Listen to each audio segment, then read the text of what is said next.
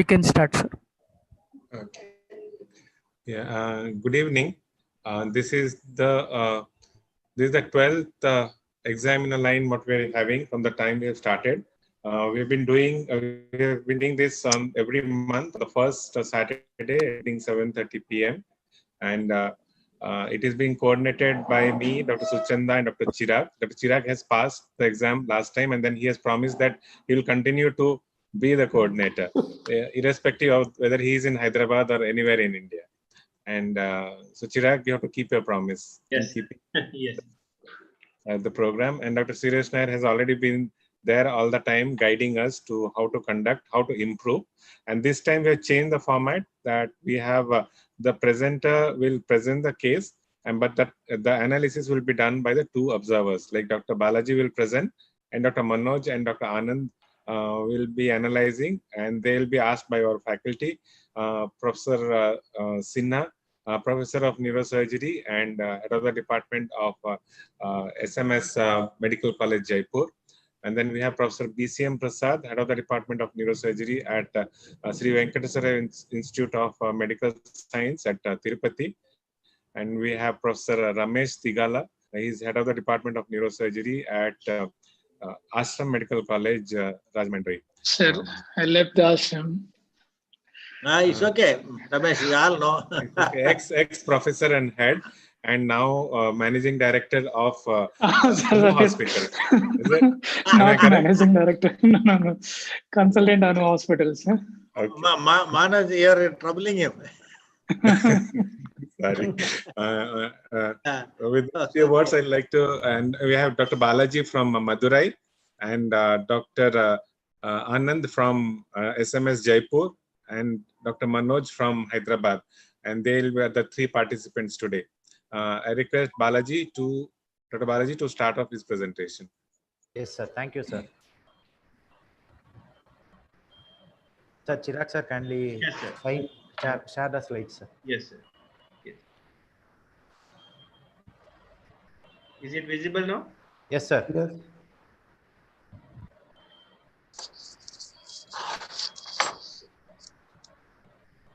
Go ahead, Balaji. Good evening. For my case, the informant is a mother and history is given by her is reliable. A 7-week-old female infant present with complaints of increase in size of head since birth and history of decreased activity and feeding.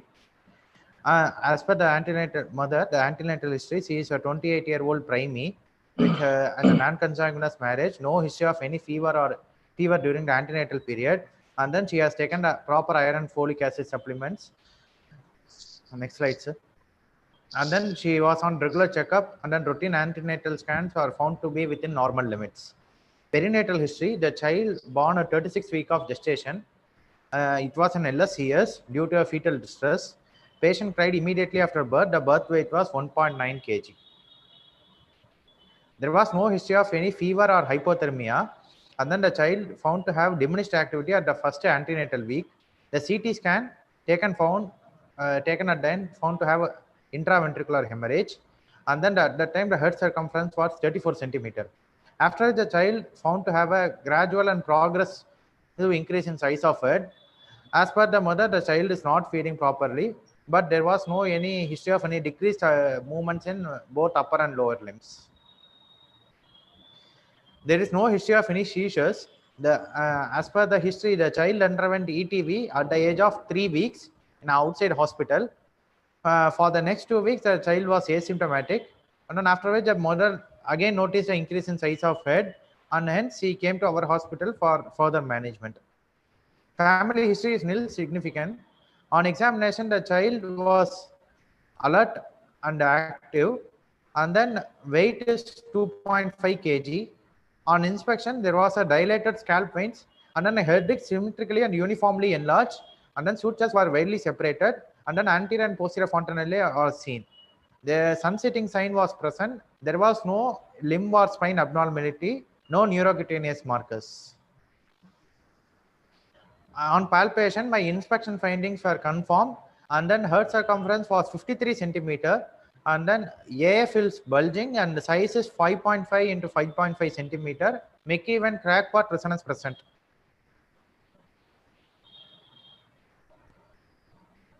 And then this was the photo of the child, which is showing a dilated scalp veins, and then grossly enlarged head, and I have blurred eyes to blur the identity. Actually, sunsetting sign was present. And the next slide is the CT scan.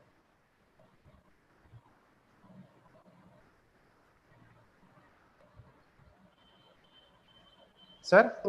Yes. So I think other person, Manoj and Anand, should analyze, give the tentative diagnosis Hello? as per the prints. Yes.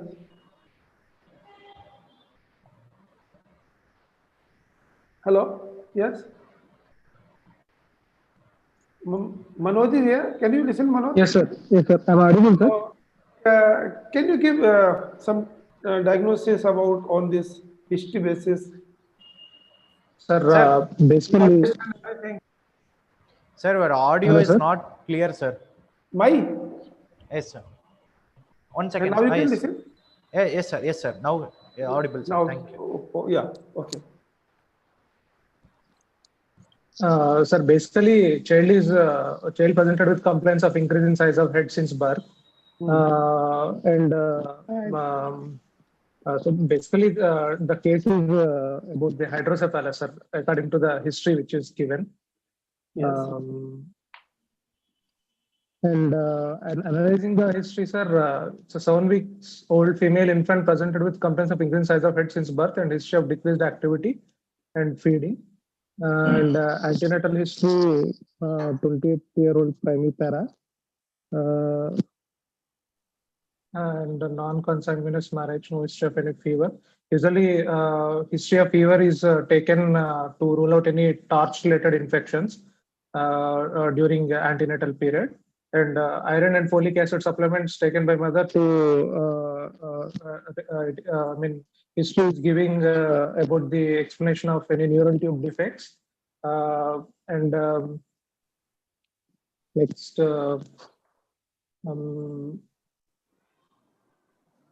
is based on the presence of hydrocephalus, sir. Regular check of routine antenatal scans is required.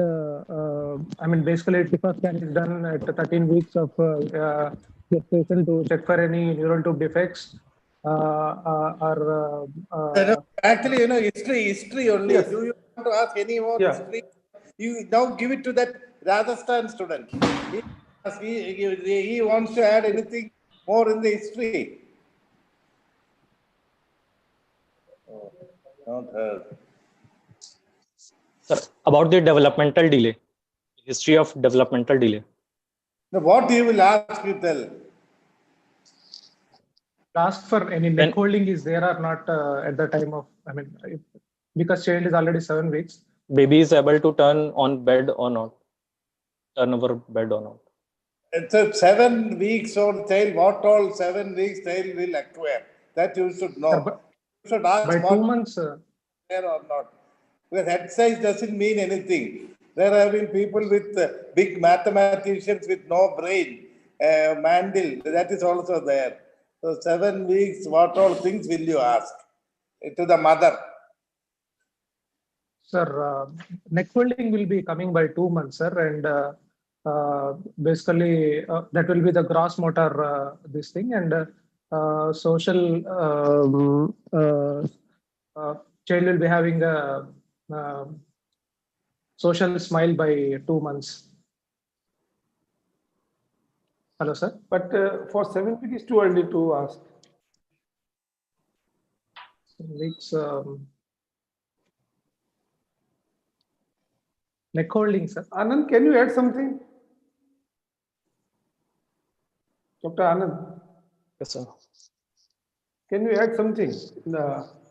You want to ask, like Dr. Dyer asked, you want to ask from mother something very relevant for this. Yes.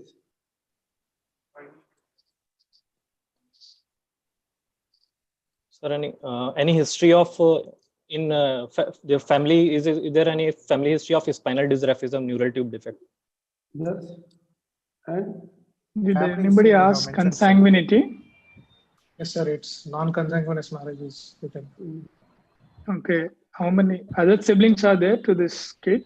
Any other No, sir. siblings with the similar complaints? No, sir. Primary, sir. Okay.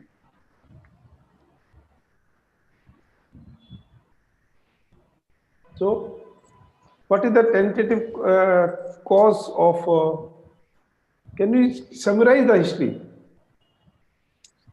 Balaji, can you summarize just in a few sentences so they understand better? A 7 weeks old infant who is born to Yes. non-consanguineous marriage for a primipara mother was a preterm LSCS, came with history of increase in size of head for the first few weeks, and then patient found to have IVH, and then it was found by the CT scan. Patient underwent ETV in outside hospital, and then patient was improving for 1 or 2 weeks, after which again patient has a progressive increase in size of head, and now she presented to our hospital. At the time of presentation, head circumference is 53 centimeter, and then AF is full, then bulging, McEwen sign, and sun-setting signs are present.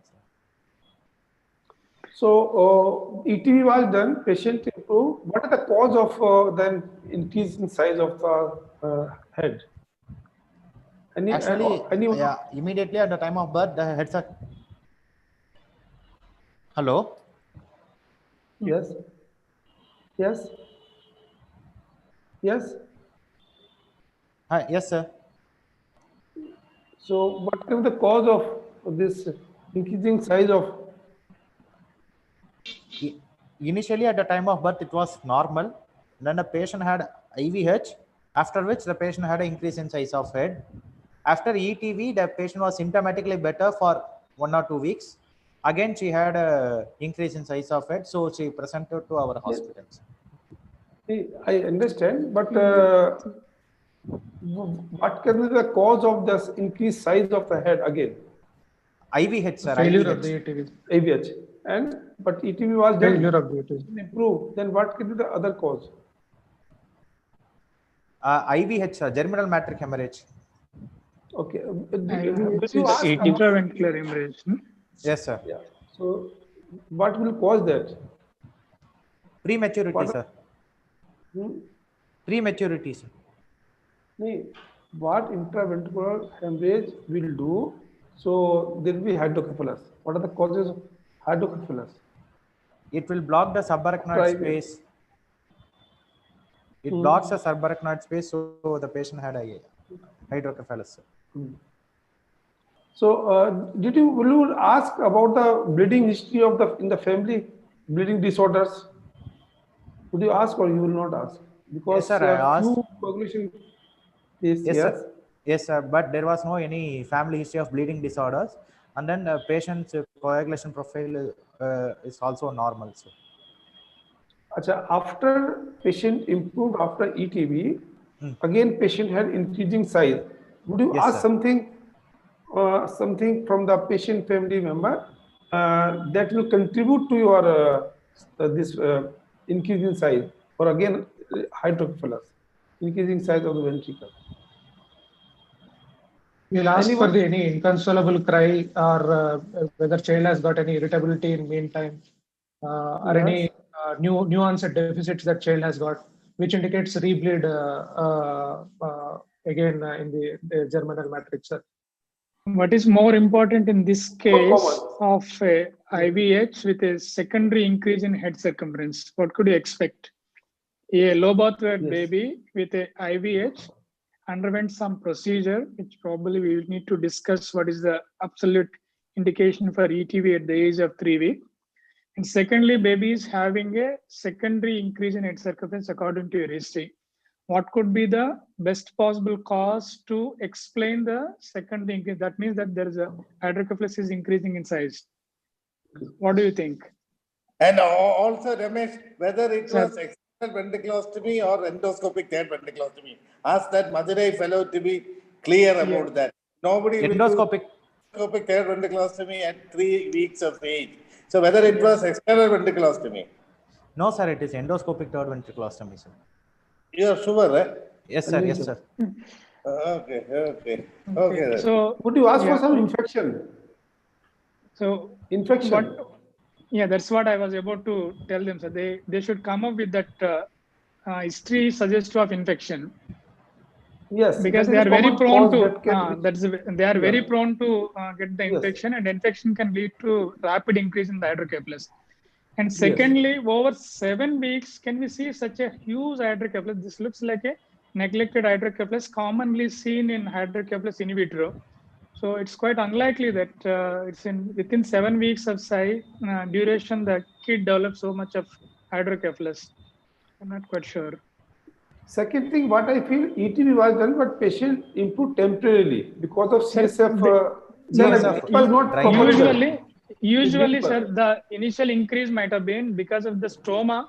Some CSF ejection was done, and then subsequently, once the ependyma was sealed, probably again it started accumulating the hydrocephalus. I don't think so there was any clinical improvement. Only the head size might have reduced in the immediate post-op period. It's not the functional ETB. It's only the head size because of the opening into the ventricle during the surgery.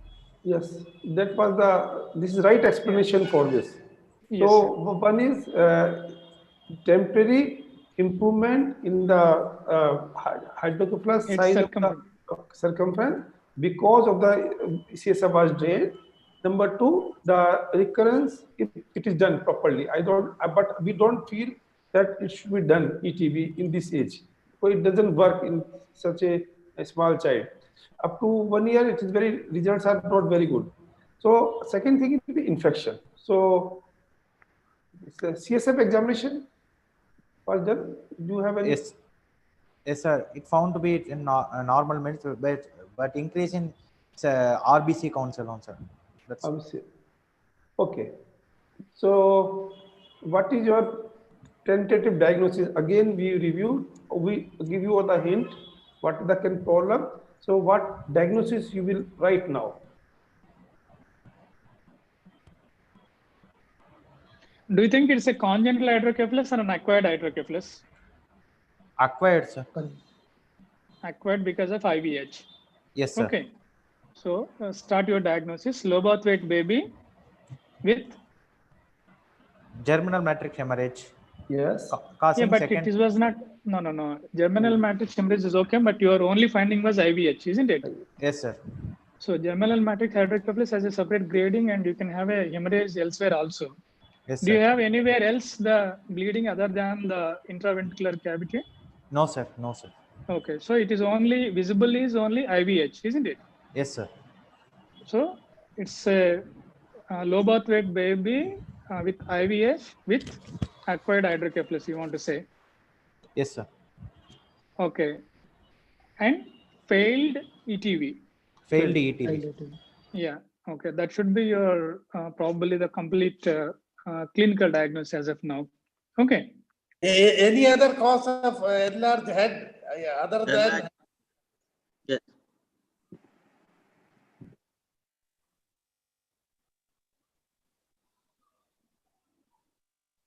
Hello, sir. No, I am here. Causes of enlarged head. I patient has meningitis, other things. So any other cause other than ventricles getting dilated, head can enlarge. Sir, associated syndromic association, sir. If at all child is having NF1 or Sturge-Weber syndrome or tuberous sclerosis associated. Not syndromic, man. Which other disease, you are suspecting a child with normal head at the age of rapidly 2 weeks, according to your history, head became big. 3rd week, somebody did the ETV, improved for 2 weeks, then again presenting with 55 centimeters at 7 months to this Madurai hospital. So, very difficult to believe what the head circumference at birth and at birth is 34. Yes. Very true. 34, eh? Yes, sir. 34. My question, you leave it like that. But any other cause other than hydrocephalus for large head? Subdural Arnold theory. Everything you should tell, man. You should tell all the constitutional macrocrania, subdural collection. Subdural collection, vascular. Everything you should tell. Don't jump there. Understand? Rapid onset of development of gross hydrocephalus. Okay, now tell the findings. Okay. In this particular case, is there a possibility for what is the increase in the size of second time increased? What could be the possibility? See, it is like this. Once the ventricle is drained, the cortex collapses. Then, why, as Suresh Nair said, the subdural collection will be there. That is the main problem many of us would have faced. When the child with congenital hydrocephalus comes, you put a shunt, then there will be subdural collection. If you drain the subdural, then again the ventricles will dilate. All these are causes of megalencephalus, the large head. That is what Suresh Nair wanted to tell you, I think. Is it Suresh Nair? Anything else? Correct. I wanted to tell them that only. Okay. Okay. Finding. Okay, tell us the finding. Clinical finding.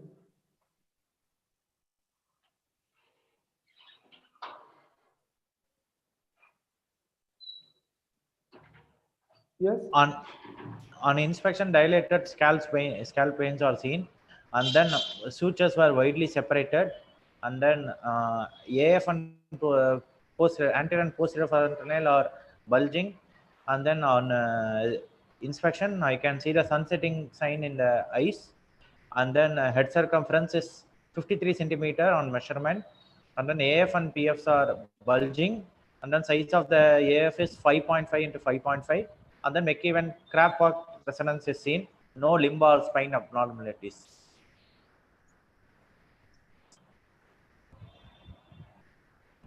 Okay. And explain each and every symptom. Yes. Is the vision intact for this baby? Did anybody check the baby is pointing out at objects, and could you see any evidence for the vision loss or something? No, sir. No. So she's following the objects. Pupils are not dilated, sir. It was reacting to light. What about the visual perception of the kid? Can she recognize her mother, or can she check some She can recognize her mother, sir, but I didn't check with any object, sir. Because it's very important. Such a gross hydrocephalus with raised. So, what did suggest that dilated scalp veins? Due to stretching of the head, the veins are visible, sir. No, but veins will also get stretched with the stretching of the. Density leading to venous congestion. Okay. But you should know what are the pathophysiology of this dilated veins.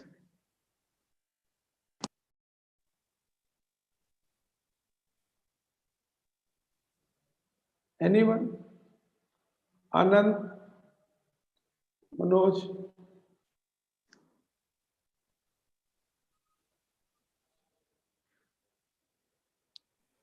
Dr. Balaji, what do you expect? The child is restless and crying? Yes, sir. Why?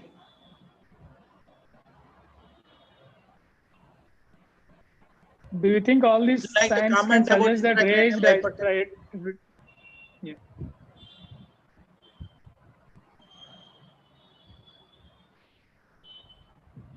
Come on.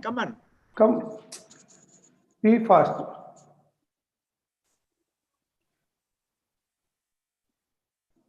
Do you think, is there any raised intracranial pressure, Mr. Balaji? Yes, sir. Yes, sir. Patient is having that's raised. What sir is raised intracranial pressure can lead to these kind of changes. Okay, sir. Okay. So what is your management? What will you ask for raised intracranial pressure to these parents? In a child. Also, what time the social smile will appear at how many weeks? 2 months, sir. Usually 2 months, sir. 6 to 8 weeks. 2 months is correct. Okay, but whenever you ask history, you should ask whether child has got features of raised intracranial pressure. So that is what Professor Prasad was telling. Incessant crying, tonic posturing, projectile vomiting. If these things are there, it's indirect evidence that child also has got raised intracranial pressure. Okay. Okay, sir. You should tell that in history. Then only we will know, no? And always when you tell head circumference, I am telling this child has got aqueduct stenosis. How will you counter? How will you counter me? So always you have to tell upper segment, lower segment ratios. Ratio, which you never told. That is called Walport ratio, which will tell whether there is also, it is lower segment is normal or not. Okay. Understand? You should know how to answer that. So then we will know whether the child has got aqueduct stenosis, another congenital anomaly. So if the child has got aqueduct stenosis, then we will go with what Ramesh was telling. Child would have had increased head, born with increased head, then developed because of this delivery intraventricular hemorrhage. Subsequent story we have heard. And that is one of the anomaly with enlarged head, aqueduct stenosis, which you should tell by measuring the upper segment to lower segment. Understand? Okay.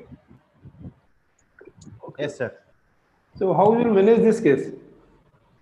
So can I ask one question? You said Yeah. crackpot sound was there. Yes, sir.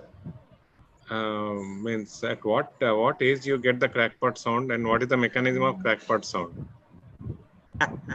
This is 8-month child. 7 weeks. Open everything. 7 weeks. 8 weeks, is it? 8 weeks. Yeah.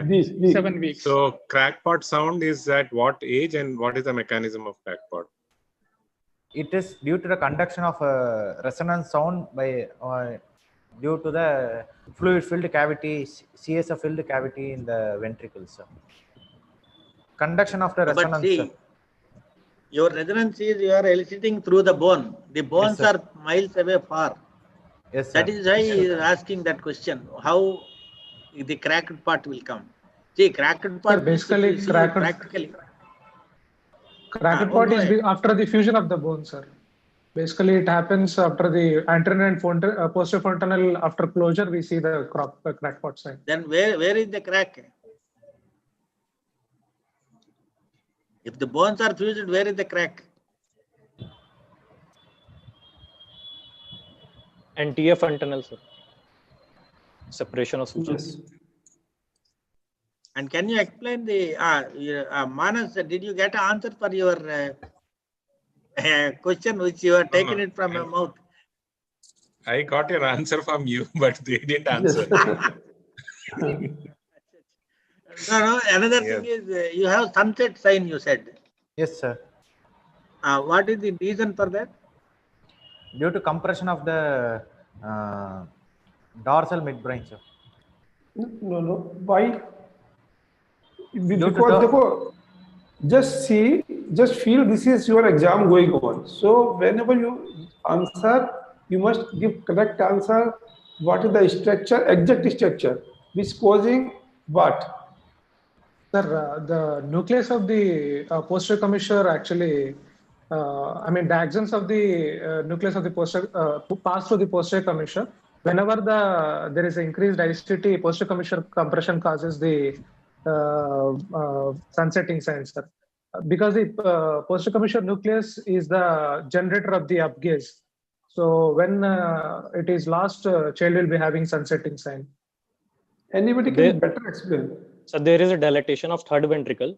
Yes. Posterior third ventricle, which compresses the rostral midbrain area. Yes. This is the better answer. That's better. So what is the relationship of posterior third ventricle to rostral midbrain? So it comes just inferior to the posterior part of ventricle, third ventricle. What this tectal plate? Okay, very good. Tectal plate. Yes. Tectal plate. Tectal, that is correct. Yes. Okay, well, this scan posterior fossa is not shown. That picture is there or not there? Only third lateral ventricles we are seeing. The other picture is there or not? No, sir. Sorry, sir. Not having. This is the only picture, eh? Yes, sir. No, he wanted to see whether aqueductal stenosis is there or not. That is the most. All dilated. After that, rest of the things we are not seeing now. Unless he shows that, he posterior fossa is also say that fourth ventricle we have to see, no? Yes, sir. Yeah, it's not seen. So any other picture is there? Any other picture? No, sir. Lower cuts.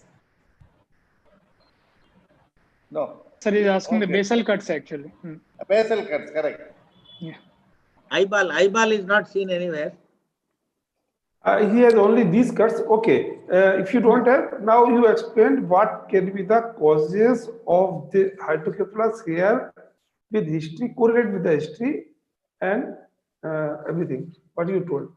Correlate now with the history, causes of hydrocephalus here. Due to germinal matrix hemorrhage and IVH, patient developed acquired hydrocephalus. But do you think such a small mental, hardly there is a brain, is cortex, that, but now you, in order of preference, you give the cause. Common cause first, second, third. Because actually, coming back to the Nair sir's question, he said that I defend it as an aqueductal stenosis. Can you prove or disprove this? Because having such a thin mantle with such a gross hydrocephalus to have from an acquired hydrocephalus is quite unlikely. So the hydrocephalus could have been there from the in utero. That might be the reason for intraventricular bleed during the position phase. And probably it was not managed properly in the initial attempt with an ETV. And that is the same process. Pathology is still continuing without any obvious effective treatment in between. Absolutely, Ramesh. That is what my thinking also. Yeah, because septum is totally been gone and there is hardly any mantle actually. It's a papery thin mantle. You can see the brainstem is grossly. So only a head, that's all. Yeah, I think it's all the CSF within the cranial cavity, hardly any mantle. Even you can't see the white matter tracks clearly. Okay, Dr. Balaji. Yes, sir. Is there any relation between the thickness of the mantle and the IQ? Yes, sir. If the cortical mantle thickness is very thin, the prognosis is poor, sir. No, I'm asking Less than about 2 IQ. centimeters. Balaji, at the Yes, level of mantle thickness, where at the level of what do you do the thickness to tell a prognosis? You should not give a blanket answer, man. You should tell the frontal mantle thickness. No. At the level, you have various cuts, man. Frontal lobe extends from base to vertex. So at the level of where you measure the cortical mantle thickness to tell the prognosis. These things you should know, man. No? Okay, sir. The Balaji, tell us why you have admitted this patient now for what actually? Now question is to you. Actually, we planned for a VP shunt, sir. For this child, Yes, sir. What will happen following the VP shunt? What will happen? Which already discussed by Nair. Yeah, that's what, sir. They should get prepared to see the consequences after the ET, like VP shunt surgery for this baby. So Balaji, what will you talk to the relatives before putting the shunt? What will you talk to the relatives? We will say that because of the very thin mantle and then very huge hydrocephalus, after VP shunt also there may be chance of again getting a hydrocephalus or patient along with the abdominal distension. Correct. Along with abdominal distension. That only you to tell. No, as a parent, they would like to know what will happen to the child, whether the child will become normal or not. So what will you tell? What will you tell the parents? They will tell, will my child become normal after your shunt? Why do you want to put the shunt if there is no hope at all, and let my child die. They will tell also. So what will be your answer? You cannot just put some tube for something for which if there is no use. Sir, there will be no improvement in cognition. So that is why you should know the cortical mantle thickness at various parts. Less than 2 centimeters. Sir, if mantle thickness is less than 2 centimeters, cognitive improvement will be less likely for the child, sir. I think this is Balaji only is answering. But this Manoj. 2 centimeters from where you got quickly. Say, Balaji, all of us have know the answer. So you should not tell the answer with you. Sir, I didn't say the answer, sir. So you should tell the correct answer. How much thickness cortical mantle at what level you should have for to advise.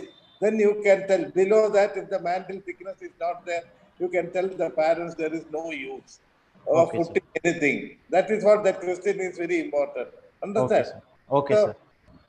So with which level that cut is coming from base to top frontal, this thing you can see the frontal horn is coming from above the orbit level to the vertex. So where you will look for cortical mantle, you should go and read. Understand? If I tell the answer, you will not go and read. Okay, sir. Okay, sir. So you should talk to Balaji. Yes, sir. Okay, as Dr. Ramesh is telling, you do not want to accept or along with me and Nair that it could not be an acquired one. It could have been there in the antenatal time also. Yes. Okay, sir. They must have missed it. At that time, if it was diagnosed to have hydrocephalus, what would have anything you would like to offer? I mean, intrauterine. If it is associated with other ulnar-cherry or any other malformation, we can go for in utero surgeries.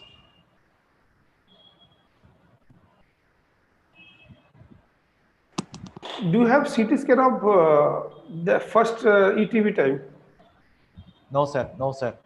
That is intraventricular hemorrhage. Yeah. Because that will correlate the size of ventricle. Okay, sir. Yeah. So if I ask you a question, sorry, sir. Sir, please continue. Yes, please.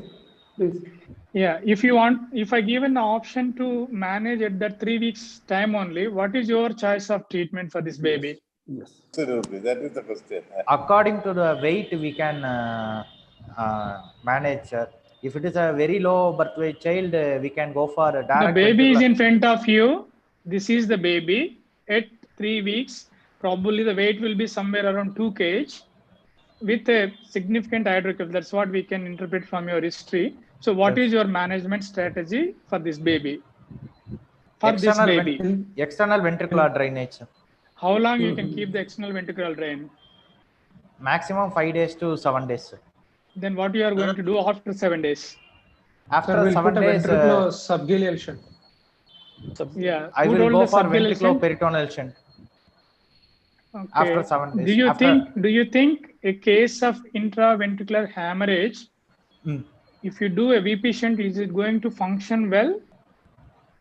No, sir. First, you want to drain with the external ventricular drainage, and once the TSF is clear, and then again we can take a repeat CT where we can see whether it is cleared or not. And then if the proteins are in normal limits, we can go for a VP shunt, sir.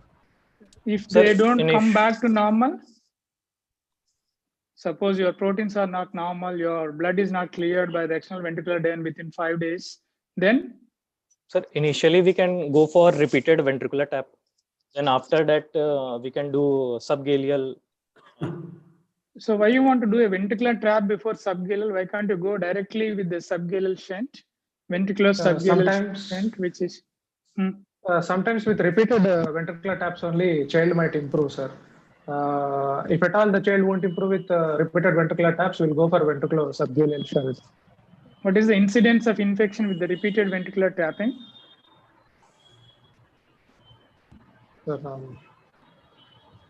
This is a low birth weight baby. It's probably a bit of premature also. It's not fully attained the term.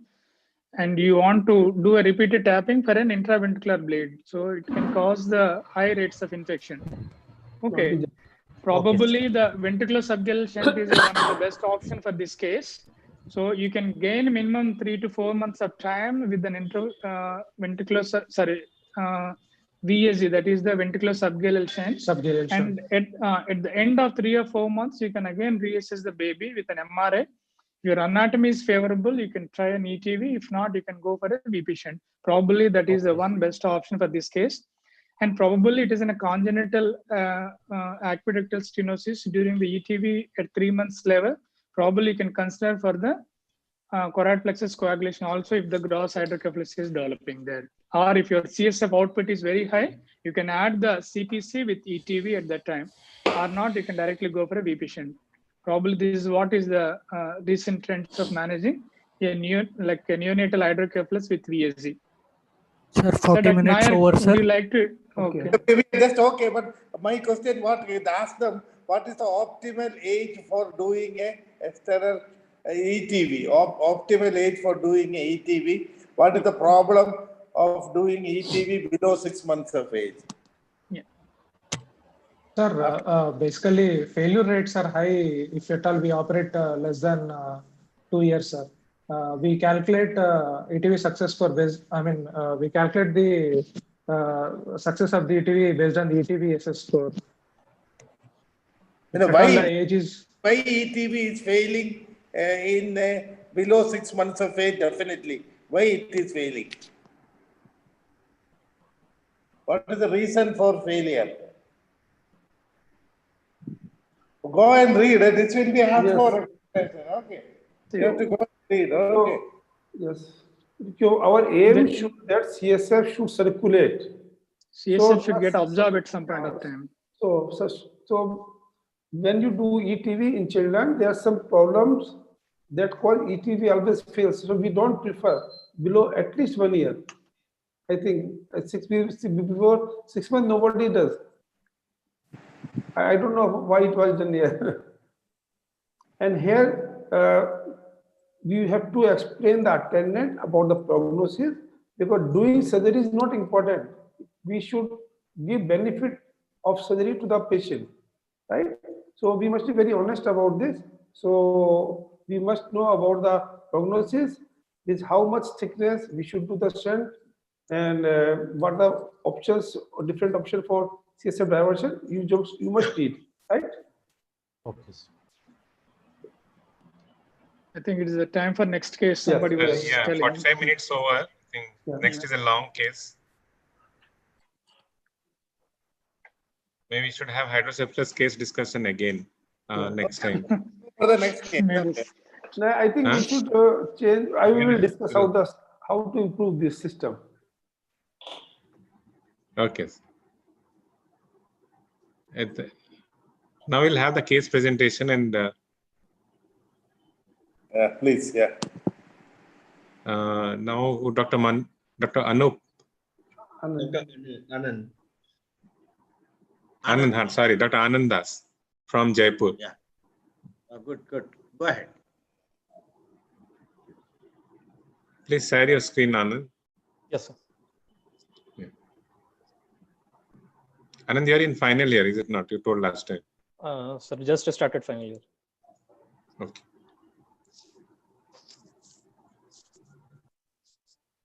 I'm going to present a clinical case.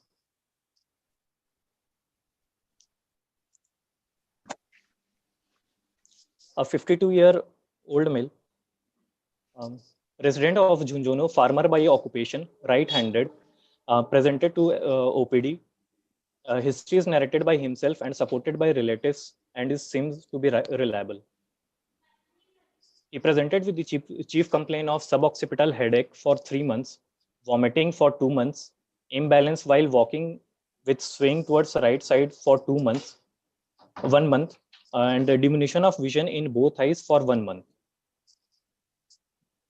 Starting with the history of presenting illness, he was apparently all right 3 months back when he developed a headache in suboccipital region, which was insidious in onset, dull aching type, mild in intensity, but its intensity and frequency gradually increased in last 15 days. Initially, it was around 1 to 2 episodes per week.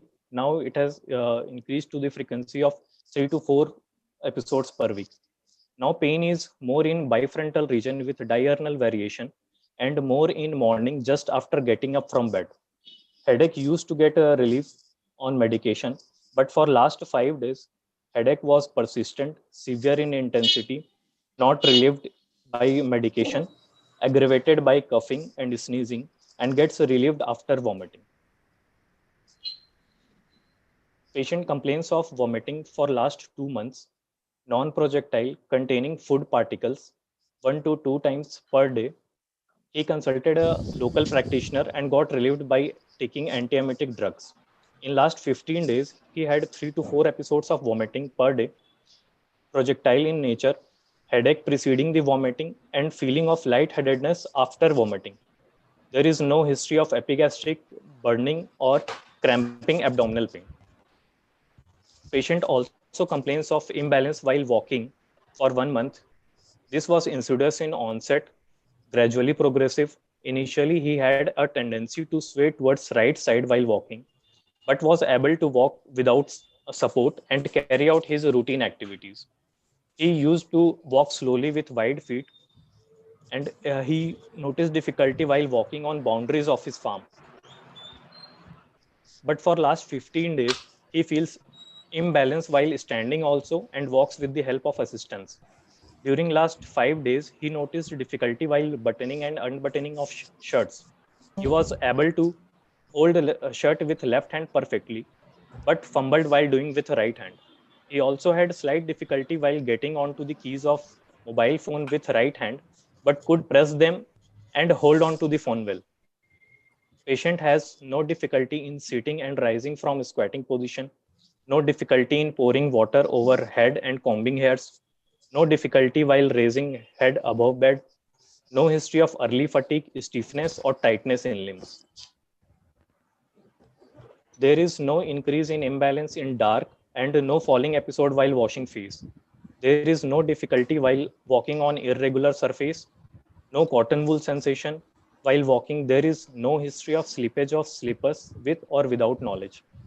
No history of smudging over face while eating. No history of abnormal or involuntary movements. There is no loss of sensation over face and limbs. Patient also complains of diminution of vision in both eyes for 1 month. Can you go back? Just can you go back? Yes, sir. 2 slides back. Go back. Okay. Imbalance while walking also walks with the help of assistance. Imbalance in walking, no? Yes, sir. Okay. And But then in the dark he can walk. That's what he dark he can walk. Otherwise he cannot walk. That is what I perfectly, Prasad. I wanted to see whether what he was telling. So it is like a cookbook history he is telling. So for 5 days he noticed difficulty while buttoning shirt, unbuttoning everything, but no smudging while taking food. That is what we are seeing. Your history should say patient has got buttoning, unbuttoning he cannot do, but he can eat without smudging food everywhere. Difficulty in getting up, keys, no difficulty in sitting, rising, pouring water overhead, combing hair he can do.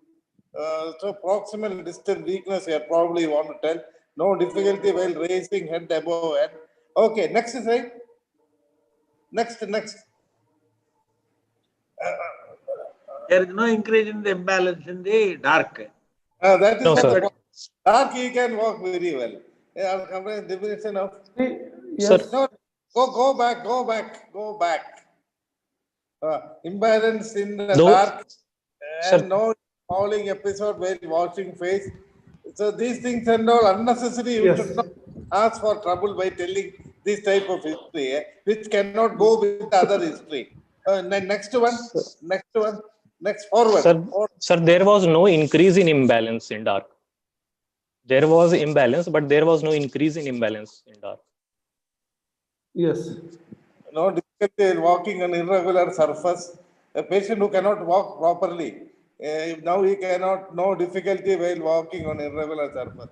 Otherwise also he cannot walk, So irregular surface, no difficulty, no cotton wool sensation. So these type of things, unnecessary you should, because we know what you want to convey. that you can convey in a better way instead of telling this type of history. Okay, no history of smudging or face while eating. Okay, forward. Next slide. Next, continue. Okay, we are here. Okay, you continue now. Patient also complains of diminution of vision in both eyes for 1 month, which was insidious in onset, painless, and started simultaneously in both eyes. He noticed blurring of vision while reading newspaper. After 2 to 3 days, he found difficulty while watching television at distance. He had to go closer to see which channel is playing. Within 2 to 3 weeks, it progressed and now he is not able to differentiate far objects.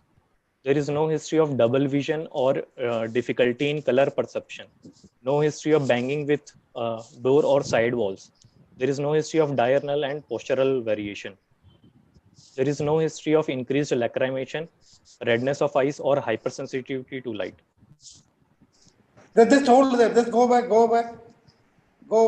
So with this increased imbalance, no, forward. We just want to see what history. Forward, doctor. Yeah. No, that vision you are telling. Imbalance while patient vision. For this diminished vision also, night he can walk very well. That is what you are telling. No increased difficulty in walking in spite of this much decreased in vision also. This won't go together with your old history, doctor. Be very careful when you tell.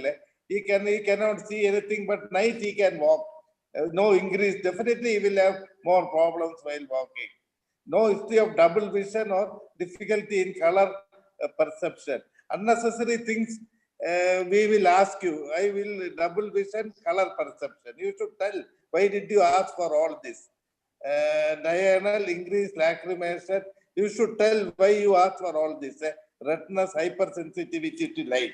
Okay, color perception, double vision, hypersensitivity to light. Okay, go forward. Yeah. There is no history of loss of consciousness, seizures, hearing ringing sensation, speech difficulty, abnormal facial sensation, difficulty in chewing, jaw movement, deviation of angle of mouth, facial asymmetry, loss of taste, cough while swallowing, nasal regurgitation of food, difficulty while putting arms in sleeves of shirt, neck tilt, and tongue deviation. There is no history of bowel and bladder complaints. There is no history of trauma, fever, chronic cough, and weight loss. Coming to past. Okay. Now, with this review analyze, I think Dr. Dan, we should analyze in this history or the localization. History. Other history for history is there. Continue. You have got family. Okay. Yeah. Coming to past history, there is history of chest pain and breathlessness in 2018, following which he took treatment from a local practitioner. There is no past history of any chronic illnesses. There is no significant family history. In personal history, he is vegetarian by diet and chronic smoker for last 20 years. Sleep and appetite are normal. Bladder and bowel habits are normal. Summarizing my history. What about this married person? Yes, sir. He is a married person, sir. Yeah, you summarize history also. Okay. A 52-year-old male, chronic smoker, admitted with chief complaints of insidious onset, suboccipital headache, progressing to bifrontal headache with increase in intensity, associated with projectile vomiting, and swaying towards right side while walking, along with diminution of vision in both eyes. Okay, right. Okay, one other student from Madurai or from Hyderabad. Hyderabad student. What is his name? Sir. Manoj, sir. Yes, sir, I'm here, sir. Please analyze that history. He will go back for the history. Can you go back? And what you should do is, after the history, you should tell from this history. Don't repeat the history. You should tell the anatomical structures involved. Anatomical structures involved in that history to produce symptom. Which symptom, what structure involved? That only we want to know. Okay. Yes, sir. Suboccipital headache, sir. It could be, it was in the description, it was told as a dull aching type of headache. without any associated vomiting for the initial 1 or 2 months after starting of the headache. It seems to be a dural stretch headache because causing the suboccipital headache, sir. And the projectile vomiting was not there initially. Later on, it developed as a projectile vomiting since 2 months. Projectile vomiting indicates a raised ICT here, sir. And imbalance while walking, with swaying towards the right side for 1 month, could be involvement of the right side of the cerebellum, sir. And diminution of vision in both eyes for 1 month. Again, it is because of the sixth nerve involvement because of the raised ICT. Why is diminution with I didn't get it. What is that diminution of vision is because of what? Sir, raised ICT, sir. Okay. Sixth cranial palsy. Sixth cranial palsy are because of the central retinal artery occlusion because of the raised ICT. No, I didn't get it. What palsy you are telling? Sixth cranial palsy, sir. Fifth nerve cranial nerve. Sixth, sir. Why fifth? Why sixth, sir?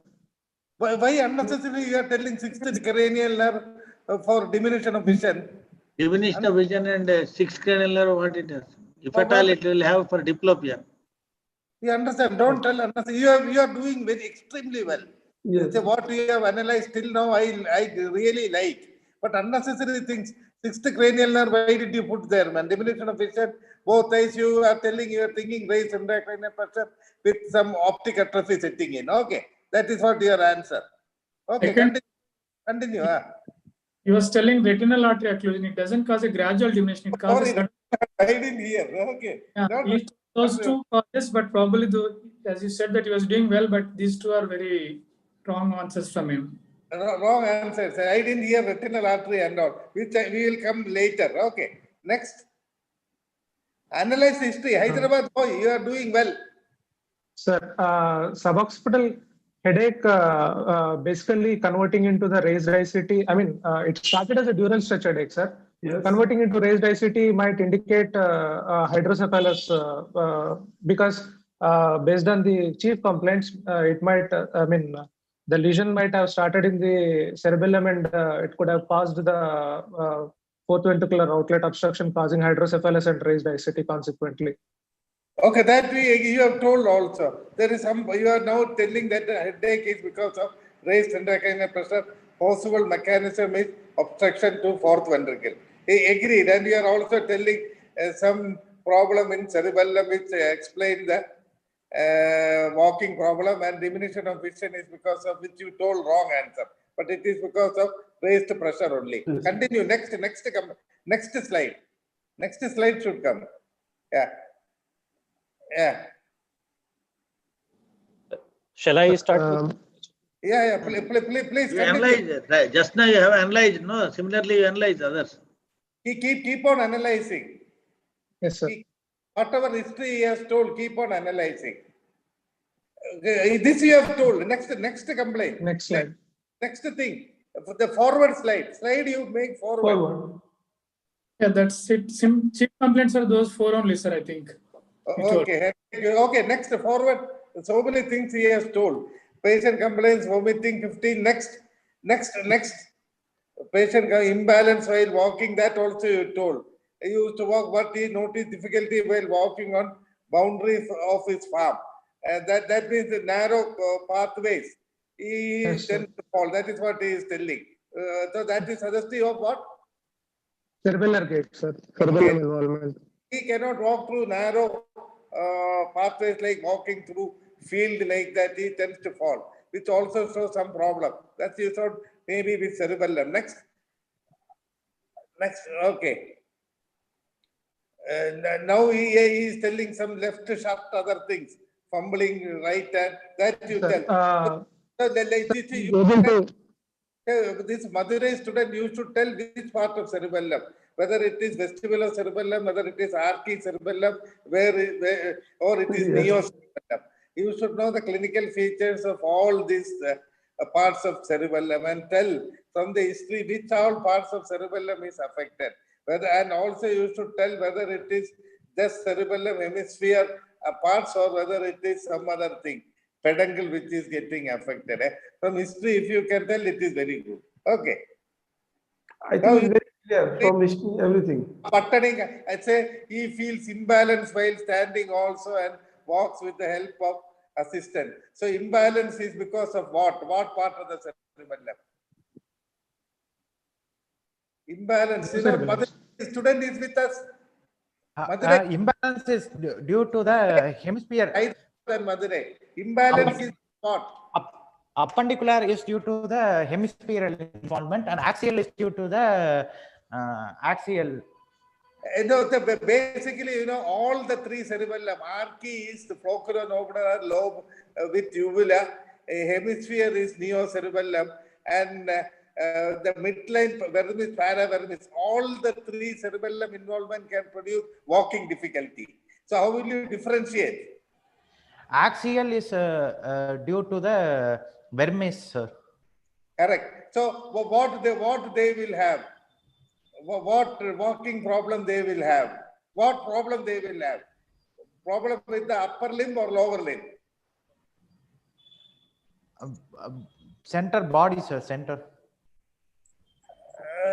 Appendicular is due to the hemisphere, sir. And appendicular is due to the hemisphere, but gait is because of it comes to vermis, paravermis area. Gait. Okay, sir. Okay, they sir. come there. Okay. Spinocerebellar. Okay. Spinocerebellar comes to vermis, paravermian area. Neocerebellum is from our cortex area. Understand? Cortex, okay, sir. Pondocerebellar. They come to neocerebellum. Understand? Okay. Other one first come to vermis, paravermian area. Understand? Okay, and sir. Other one from the vestibulum, it comes to archicerebellum. Understand? Okay, sir. All can produce difficult imbalance. Understand? Now the next one you tell. Difficulty while buttoning, unbuttoning shut. It is because of what? Appendicular, sir. Appendicular imbalance.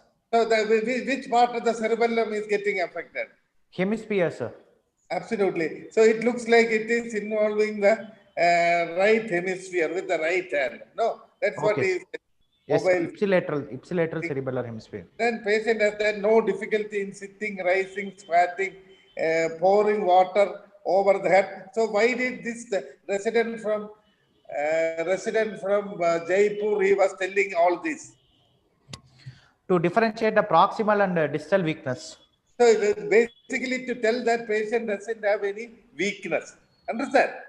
Yes, sir. That's why he is highlighting all this. No difficulty in sitting, rising, squatting, pouring water, combing hairs, everything he is telling. Just to tell you that patient doesn't have any.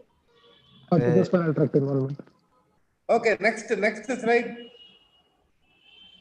Next slide. Forward. You're stuck. Next. Next slide. Anand. Next slide. There's the internet issue. Just a minute. Don't worry, we have plenty of time. I won't leave you till you have told me everything. We'll hold him. Let him discuss everything.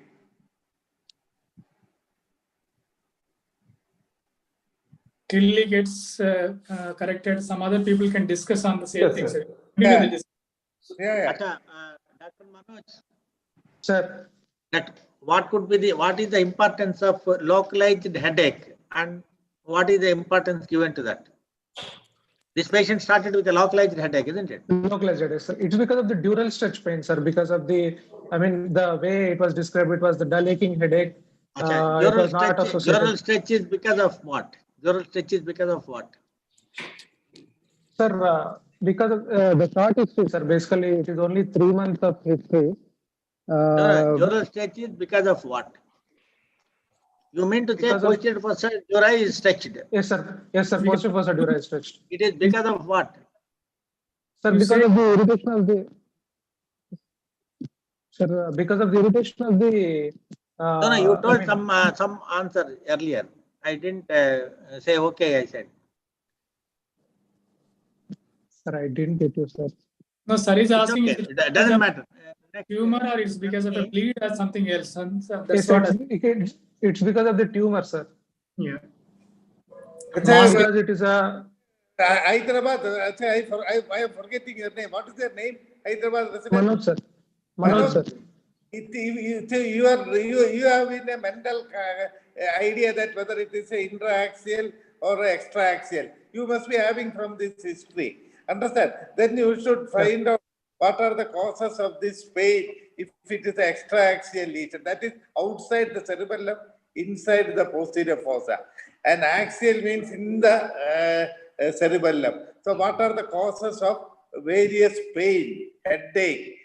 That is what we want to know, whether you can analyze that.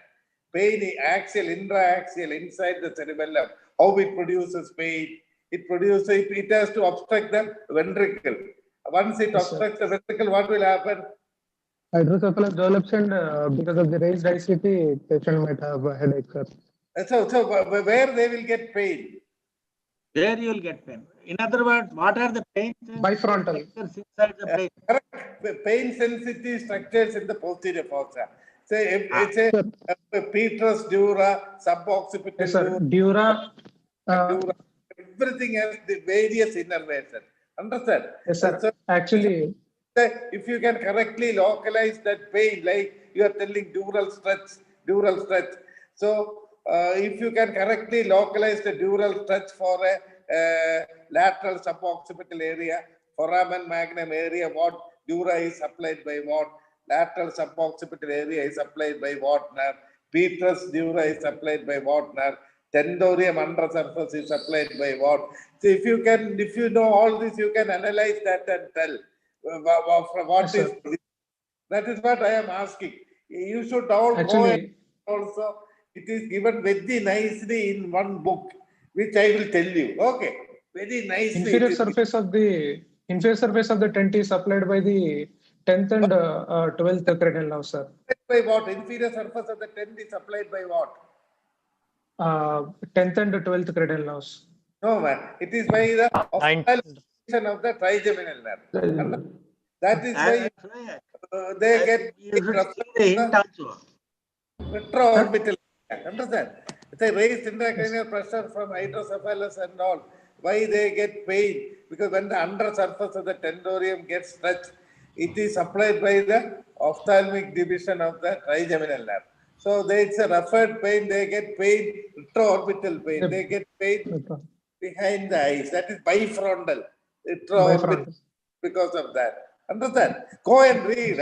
Okay. Yes. Okay. Now. Okay. I want that Anand should tell what are the transverse extent, what is the vertical extent of lesion and exact site with this. No. Site of lesion is not over. We'll yeah. Anatomical history. What localization is not yet been done. No history of smudging over face while eating. Already he had told initially that he cannot button those things and all. So definitely when he brings the hand over the face and all, definitely there will be some smudging. For a person who cannot button or unbutton properly, that means he will have difficulty also in smudging over the face. No involuntary movement. Next slide. Yes. Hold on. So no difficulty while walking on irregular surface. A person who is blind, who cannot stand properly because of difficulty, because of some cerebellar problem, we are telling that no difficulty while walking on irregular surface, which is a cookbook history, template cookbook history. You should never tell in exam. Immediately we will know that these things are, you have just added from some history making slide somewhere you have found and you have written this thing. Otherwise, you should never have written. No difficulty while walking on irregular surface for a fellow who cannot walk properly because of cerebellar problem. No cotton wool sensation while walking. So why you asked for cotton wool? That Hyderabad person is there. Yes, sir. Tell there's a significance since he has written this irregular surface, cotton wool sensation, slippage of without knowledge, these three things why he has written. Sir, to check for the posterior column if it is involved. No, why he has written that? What is this? Our Madurai student is there. Madurai. Yes, sir. You tell, man, no problem. Even if you tell a wrong answer, there is no problem. Due to check whether the posterior column sensations are intact. That is what he told, imbalance in that, no falling episode while washing face. That rules out posterior column. No difficulty while walking on irregular surface. Why he has written? You should stop here. Yes. We should write very relevant things. No, he is a farmer, isn't it, by occupation? While walking on irregular, yes. He always walks on irregular surface only, no? So, he is a farmer. Yes, sir. He is a farmer. He is wearing a shirt, buttoning and unbuttoning. Correct only. So let me go back to that now. That Rajasthan student. Why did you ask for all of this? Is he in the picture? Understand? Yes. Yes, sir. Yes, sir. Why you have written this cookbook history? No, because you should not unnecessarily. You should not write. Now you tell. Why did you write no difficulty while walking on irregular surface? No cotton wool sensation while walking. No history of slippage of slippers with or without. Now, why these three sentences you have written? If it is there, what will strike you? Sir, the cotton wool sensation is due to sensory component involvement. If this is asked to rule out any sensory ataxia or motor ataxia. No, it's a sensory component. Say you are suspecting something in the posterior fossa. Understand? Now suddenly you want to come to the spinal cord. That is why foolish questions you should not. Cookbook history you should never tell doctor. Understand? Suddenly now no difficulty while walking on irregular surface. From where did you get this sentence? It's a very relevant question. So what does that signify? Doctor, we have still 1 year to go for your exam, but you should know what is the importance of that sentence. It's what the earliest finding in pyramidal tract involvement is walking fast on irregular surfaces. Understand? They will still walk, but on irregular surfaces, they will fall. They will have difficulty in walking. They may not fall, they will have difficulty in walking. All the three things are the slippage of that also is a distal weakness of the foot. So all he has written from a spinal cord history, which unnecessarily you should not tell.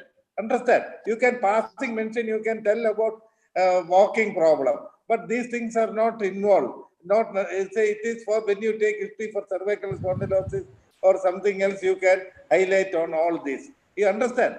Here, all these things you have taken from some history of some spinal cord to make us understand that you know all history you have covered. Unnecessary things you should not tell. Next thing doesn't go in with your history, smudging face, involuntary movement, and next Sir, one question, sir. Please. If patient is having ataxia due to posterior fossa involvement, then do we need to ask about the sensory ataxia part, or 100% you should ask, man, sensory, because you should definitely tell sensory ataxia. Always you should tell, and at least for completion of history you should tell. Understand? But this thing. One more thing is, you say that this patient is not able to walk without support. Yeah, yes, that also he has told. So, sir, in that case, you may not be able to differentiate between the sensory ataxia and this. That means everything is like a cookbook history only. That is what, you know, that Rajasthan students should know. Like this, you should not write for exam.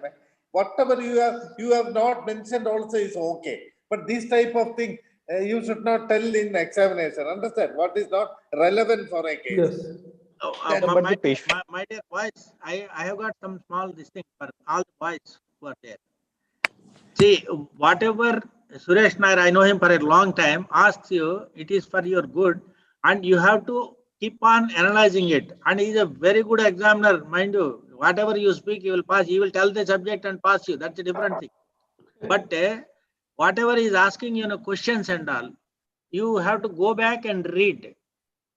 Like you have read and then you have seen the patient history, you are not able to connect these two. Correct. You should be able to connect.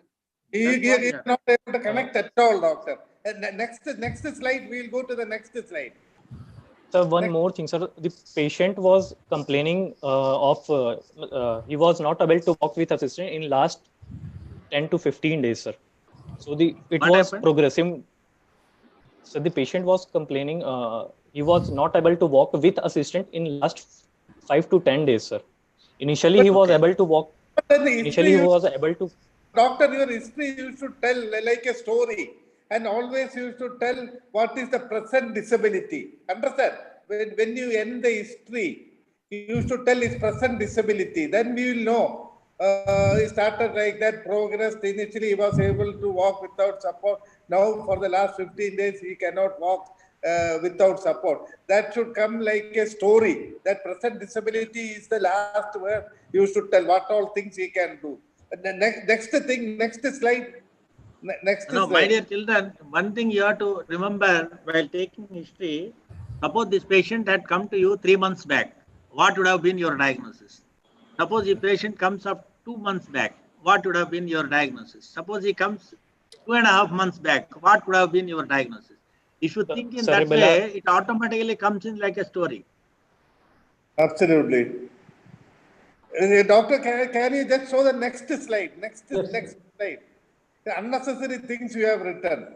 That is what we want to tell. That is what I am highlighting. Next slide. Okay. Patient diminution of vision in 1 month, which was insidious in onset, painless. That Madurai, Hyderabad fellow, can you just tell what is the problem? Television watching and all. Hyderabad, stay with us, no? Please tell. Yes, sir. I'm there, sir. What is it actually? Sir, what are the anatomical? of I want to know what are the anatomical structures involved. Sir, diminution of the vision in both eyes for 1 month is would be because of the raised ICT. Okay, so you are telling it could be from raised ICP. In that background history of severe headache, projectile vomiting, everything, it goes hand in glove. But what is not going because of cookbook history is no history of double vision. For a fellow who has got severely raised intracranial pressure and all, still it is very difficult to believe that he never had any double vision. And I don't know why he asked for color perception. That Rajasthan doctor is there. Rajasthan. Anand, please. Tell why did you ask for this color perception? Sir, to differentiate whether this is due to acute or the chronic component. Because color vision. One doctor, we are not fools sitting here. Right? It's a color perception. Why did you ask? If patient has a visual loss, you should definitely ask for whether any color vision problem is there. That is more of a clinical examination or history also you can ask. So what is the relevance of asking that, putting that in the history? That double vision, of course you can tell, but this patient, for somebody who has got raised intracranial pressure, secondary optic atrophy, telling no double vision, it is very difficult to swallow. But why did you write color perception? In the other, I will tell you, you go and read, man. Say, if a patient has got unilateral visual loss, unilateral visual loss could be 150 causes of the eye only, right from anterior chamber to cornea to lens to vitreous to retina, everything. And also unilateral visual loss could be from optic nerve. So color vision affecting red and green color, it is characteristic of an optic nerve involvement. Understand? That is what the color vision, then you are telling that color vision, then we suddenly tell, are you suspecting something in the optic nerve now? You understand? It is very unlikely. So retinal lesions usually will not produce a color vision loss. But still some blue color can go, yellow color can go. But normally it won't produce. Understand? Other is RAPD. That is how you distinguish which is characteristic for optic nerve. Some macular lesions can produce RAPD. Otherwise, they will not produce. So you should go and read unnecessary things you should not write. Understand? Then no history of banging with doors, side walls, history of diurnal, postural variation. Why did you ask for that? Sir, to rule out any visual field defect, I asked about the banging with the doors. Okay, very good. Okay, doctor. And next thing, why did you ask for lacrimation and all? Sir, to rule out any ophthalmic cause, is there any ophthalmitis? For a posterior fossa lesion, why did you ask for ophthalmic cause, man? You never think of that. So what is the relevance of lacrimation, man? It was just to rule out the secondary causes. Like that, it is a very relevant question, man. If seventh nerve is involved, understand? If seventh nerve is involved, cranial nerve is involved, say lacrimation can get involved. That is why in CP angle tumor and only ask for lacrimal, whether patient has that swimmers test and all has come because of that only. It is not because of ophthalmic involvement or anything, man. Retinas have hypersensitivity to light. Why did you ask for hypersensitivity to light? Hypersensitivity to light, hypersensitivity to sound. These things would talk phenomenon. All you should know why you are asking, man. So foolish things don't write, man. Unnecessary things you don't write. If you write a history, you should stand on that. You should be able to tell why I have written that. You are not able to tell. Understand, doctor? To you only I am talking. Yes, understand? Yes. We have long year to go, man. So this type of case will help you. Next slide. Sir, can I ask one question, sir? Please. Sir, with that short, sir, with that short duration of history, can we tell that diminution of vision is because of the optic atrophy, sir, already? No, 2 months only. 2 months raised severe intracranial pressure can produce optic atrophy. No, 6 weeks sir, enough. 6 weeks enough to produce anything.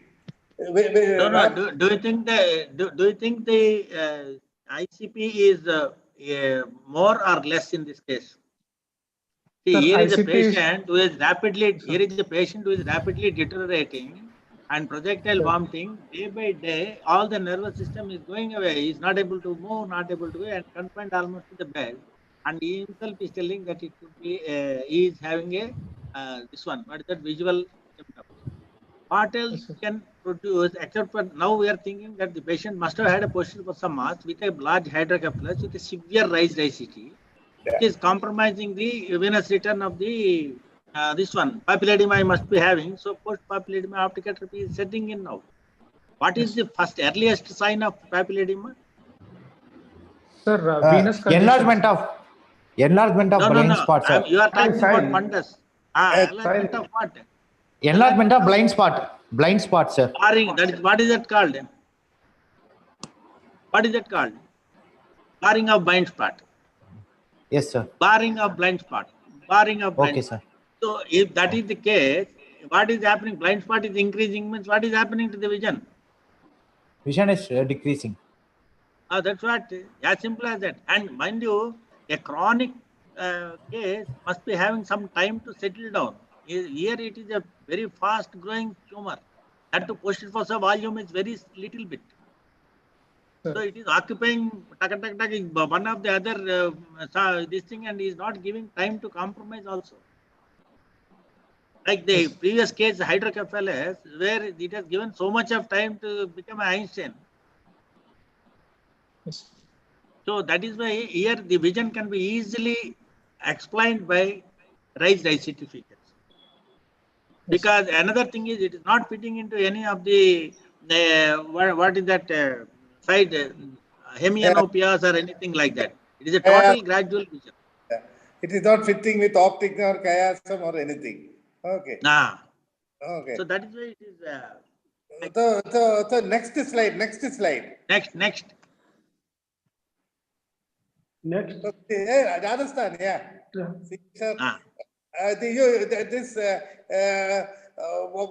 this carry that Hyderabad. Can you read all this? Yes, sir. No history of loss of consciousness, seizures, hearing, ringing sensation, speech difficulty, abnormal facial sensation, difficulty in chewing, jaw movement, deviation of angle of mouth, facial asymmetry, loss of taste, cough while swallowing, and nasal regurgitation of the food, difficulty while putting arms in sleeves or shirt, neck tilt, and tongue deviation. Basically, it's trying to explain about there is no involvement of the lower cranial nerve, sir. Not lower. Any cranial nerve. Any cranial nerve. Any cranial nerve, sir. From 8th cranial nerve to all cranial nerves, sir. Yeah. What is that putting of along sleeves? with that, sir. Sleeve, shirt, neck. What is that? 11th. Sleeves. A fellow who cannot eat properly, to sleep something he can easily put. Okay. Only thing what he is telling is motor weakness is not there. That is what probably he is telling. Okay. Okay. Okay. So, in other words, there is no cranial nerve involvement. No, as you said, these cranial nerves are not involved. Understand? Except, no, not even sixth nerve is involved. Okay. Only this vision loss is, which we are telling is because of raised intracranial pressure. And next thing. No cranial nerve is involved. Yeah. Except for second problem.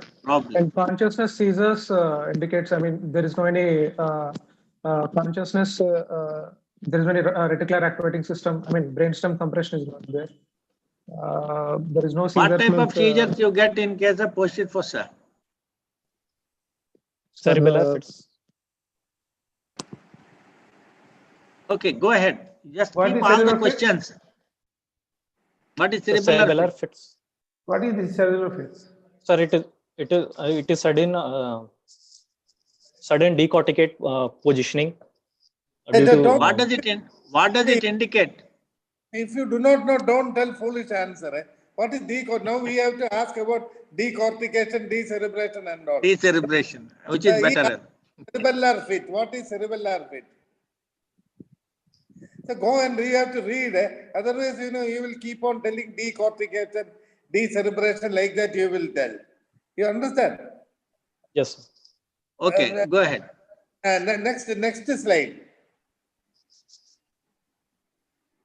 Okay, there is no significant past history, in this patient.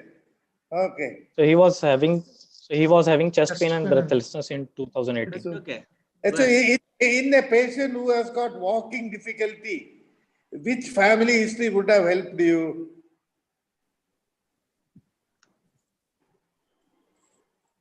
This Hyderabad person and Madurai person should tell.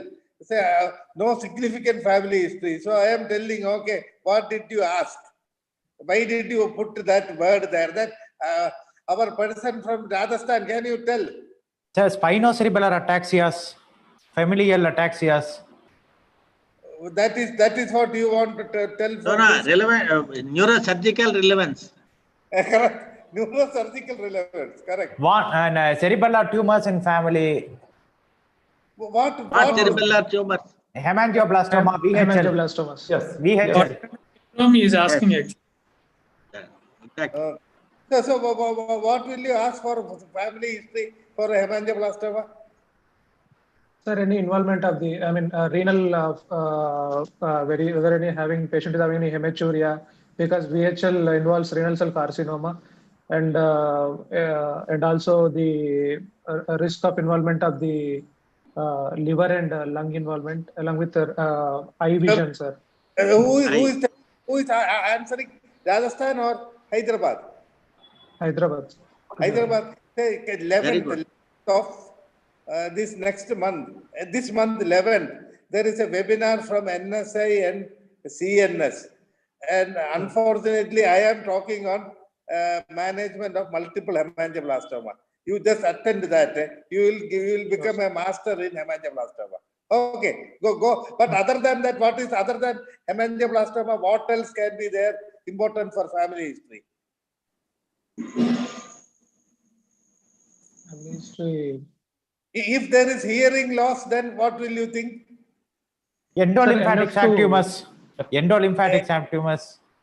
Endolymphatic sac tumor for which patient? VHL patient, hemangioblast. Agree. Okay. Other than if patient has got hearing loss, family history is there for NF2. vestibular schwannoma. Say, person may be having only unilateral at that point of time, but parents may be having a bilateral. Neurofibromatosis too will ask for that, sir. Okay. Next thing. Next slide. Okay. So now this anatomical structures involved with this history. Who wants to do? Who wants to do? Who wants to go for this? Anatomical structures. Yeah. Sir, what the student should take? Patient came with the complaint of suboccipital headache initially, which was a dull aching type. So no, don't tell the. No, don't repeat. Repeat. Don't just came the structure. Yes, involved. Sir, the suboccipital headache with increasing increase in headache intensity. Who is answering now? Rajasthan or Madurai? Sir, from Rajasthan, sir. You know the Anand. case. Sir, Yes, somebody either Madurai or this Hyderabad fellowship. Hyderabad. Yes, sir. Actually, it is the dura involvement, I mean posterior dura, along with the right cerebellar hemisphere, and in the bilateral optic nerves because of the optic atrophy. These are the substrates involved, sir, because of the raised ICT. So anatomical structure is involved. Which cerebellum is getting involved? Which sir, right sided cerebellum. Right side cerebellum. Right cerebellar hemisphere. Right cerebellar hemisphere. Cerebellar hemisphere is getting involved. Neocerebellum only, not midline. Yes, sir. Only neocerebellum. Midline structure. And why he has truncal ataxia? No, sir. He didn't have truncal ataxia. Okay. He's not able to walk, isn't it? No, he is swaying right side. It is because of the. He is swaying towards the right side, and it is because of the wide-based gait, sir, not because of the truncal ataxia. Yes. No, wide-based gait is to protect him. Yes, sir. Wide-based gait is a protection. If at all it is the vermis involvement, it will cause truncal titubation and those things. Okay. So you are telling anatomical structure involved. This patient has got raised intracranial pressure, probably because of hydrocephalus, plus involvement of cerebellum. Right cerebellum. Right cerebellar mass, which is producing obstructive hydrocephalus and producing visual problem. That is it. So what is the pathological diagnosis you are thinking of? 52-year-old man, 2 months history. 2 or 3 months history, no? 3 months history. Yes, sir. Yeah. Sir, basically it is a short duration of history, so it looks like a malignant lesion, which is the reason for the symptoms, sir.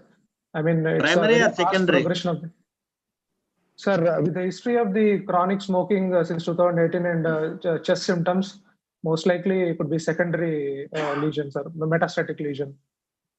But what about Madurai fellow? Any cerebellar tumors, sir, fast-growing cerebellar tumors. What is that you should tell, man? Fast-growing or slow-growing? What is the tumor you are thinking of? Hemangioblastomas. Hemangioblastom is a fast-growing tumor, eh? No, slow-growing. Can it grow fast? Can it produce? It bleeds, sir. Can it produce? It bleeds, sir. Bleed. One, it can bleed, or suddenly can be enlargement of the cyst. Understand? It can be associated cyst. It can enlarge. That way only. Otherwise, it won't produce a rapid onset of symptoms. But hemangioblastom, natural history. What is the normal growth of hemangioblastom? It is a stuttering growth. It goes like that, remains dormant for many years, then go like a stuttering growth, or very slowly progressive growth. But sometimes it can have an exponential growth. Like when it bleeds into the cyst and all, it can produce a. So this is 2 months history. You are thinking a hemangioblastom with bleed. That is one of your diagnosis. No? Then what else? Another malignant tumor you are thinking. What malignant tumor? Secondary deposit you are telling, no? Yes, sir. Secondary deposit. Dr. Sinha and Dr. Ramesh, you have to ask anything. Ramesh has left, I think. Ramesh is there. No, I'm here. Oh, I think Dr. Sinha, you have to ask anything. Okay. first left. Anything else can you think of? Anything rapid? Sir, Inflammatory infective pathology also. Understand? Inflammatory pathology, infective pathology. infective pathology. Infective. Any medical problem can cause this problem, type of problem? Picture? Medical problem. Can we have some here chest, pain chest, history of pain chest? Can we have a chronic infarct? Can cause Embolic. And Embolic infarct. We have to just have an immunity. Maybe it is not possible, but we have to keep some time. Okay, but vascular cause unlikely because insidious onset, no progressing. So likely. Okay. Now that Madurai, sorry, that Rajasthan person can tell the relevant, because we have only 30-45 minutes left. We have to go to investigation and management. So can you tell the relevant positive finding? So now our diagnosis is a right cerebellar lesion, mass, probably a rapidly growing mass, either with obstructive hydrocephalus. That is our diagnosis. And we are thinking not of an extraaxial lesion at all. Okay, come. Clinical examination findings. Just tell positive finding. Okay, go back. Let us see what you have written. Unnecessary thing, go back. Go back. Okay. Thin will, temperature, ulcer, spine, pallor, systemic. Okay. Okay, right. Next. So, solely. Okay. Fundus early papilledema. Okay. Liquid is also acceptable for that age. Okay, so you are telling early papilledema, but vision is, how bad is the vision? 6/12 is okay. 6/12 in both eyes. That is virtually normal only, you know. Yeah. Almost normal vision only. Understand? 6/12 is reasonably normal vision. Okay. This early papilledema. Next. On extraocular. Anything abnormal? Sir, extraocular movements were normal, but patient was having nystagmus. The right side gaze evoked horizontal jerk type with no rotatory, no upbeat or downbeat component, no latency period, non-fatigable, and not suppressed by visual fixation. Okay. Okay, only nystagmus, right gaze evoked. Yes. Agreed. Okay, next. Diplopia absent. Diplopia yes, sir. Diplopia was absent. You know how to look for diplopia in a patient. Yes, sir. All the cardinal gaze. Can yes, you sir. just? You should know that. I asked for during examination. How will you test for diplopia? Understand? You should know that. Normal size reaction. Okay, next.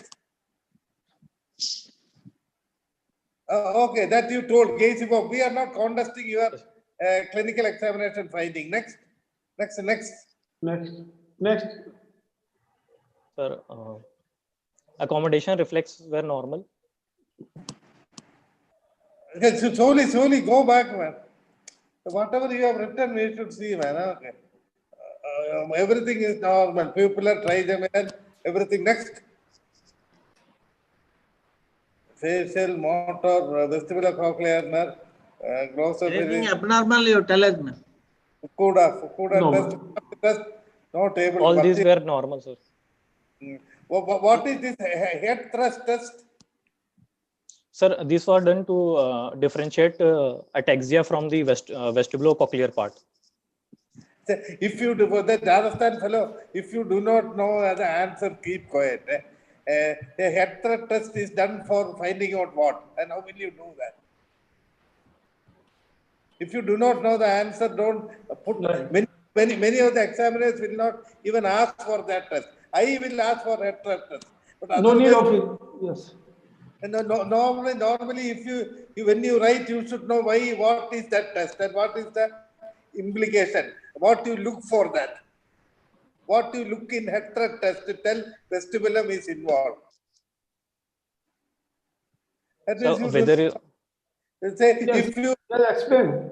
explain it. Sir, the patient has to see the examiner's nose or finger, then suddenly his head is moved to one side, and if it is normal, then the gaze will follow the head movement. If there is any lag behind the absolutely wrong answer you are telling, man. Understand? I will tell in 1 minute what it is, man. Say if somebody has got a right-sided vestibular involvement, you ask that patient to look to examiner's nose and ask him to suddenly turn the head to the affected side, right side. Normally, the eye will always focus on the examiner's nose. It will not drift. Understand? You are asking that patient to look at your examiner's nose. So when you do fast, if there is no vestibular involvement, you will be able to look at the nose. Understand? Suppose the right vestibulum is involved, that I will go back and then drift to the center. Understand? That is called the drift. I catch-up saccade. It is called the catch-up saccade. Suppose my right side is involved. Say I am asked to look at examiner's nose and somebody does like this. My eye will go to the extreme and then come back. But normally it should not go. It should be looking at the examiner's nose only. Then you know the right cerebellum is involved. Without knowing the answer and test, don't unnecessarily do this. Understand? Please understand. Very easy for us to know. Next. Hyperarousal, no deviation. So many things to be asked in this, but we don't have time. Next. Super. Anything. Go back. Hoffman. Supinator. Okay. Forward.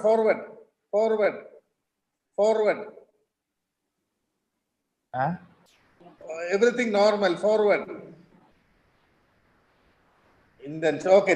Tell all this, man. Okay. Please tell. On doing cerebellar system examination, finger nose test and finger nose finger test was positive on right side. This diadochokinesia was positive on right side. Fast pointing was positive on right side. Rebound phenomena was normal. There was no intentional tremor. And on doing a heel knee shin ataxia test, it was positive on doing right side. Romberg test was not done because the patient was not having a stable stance. Then titubation was absent and the nystagmus was right side gaze evoked. This diadochokinesia present on right side, fast pointing right side. Rebound was not there, right? Rebound also is a hemisphere problem only, man. So that was not there. Intention tremor absent. Okay. Then what are the various types of tremor? What are the various types of tremor? Intentional tremor, sir. Rest tremor.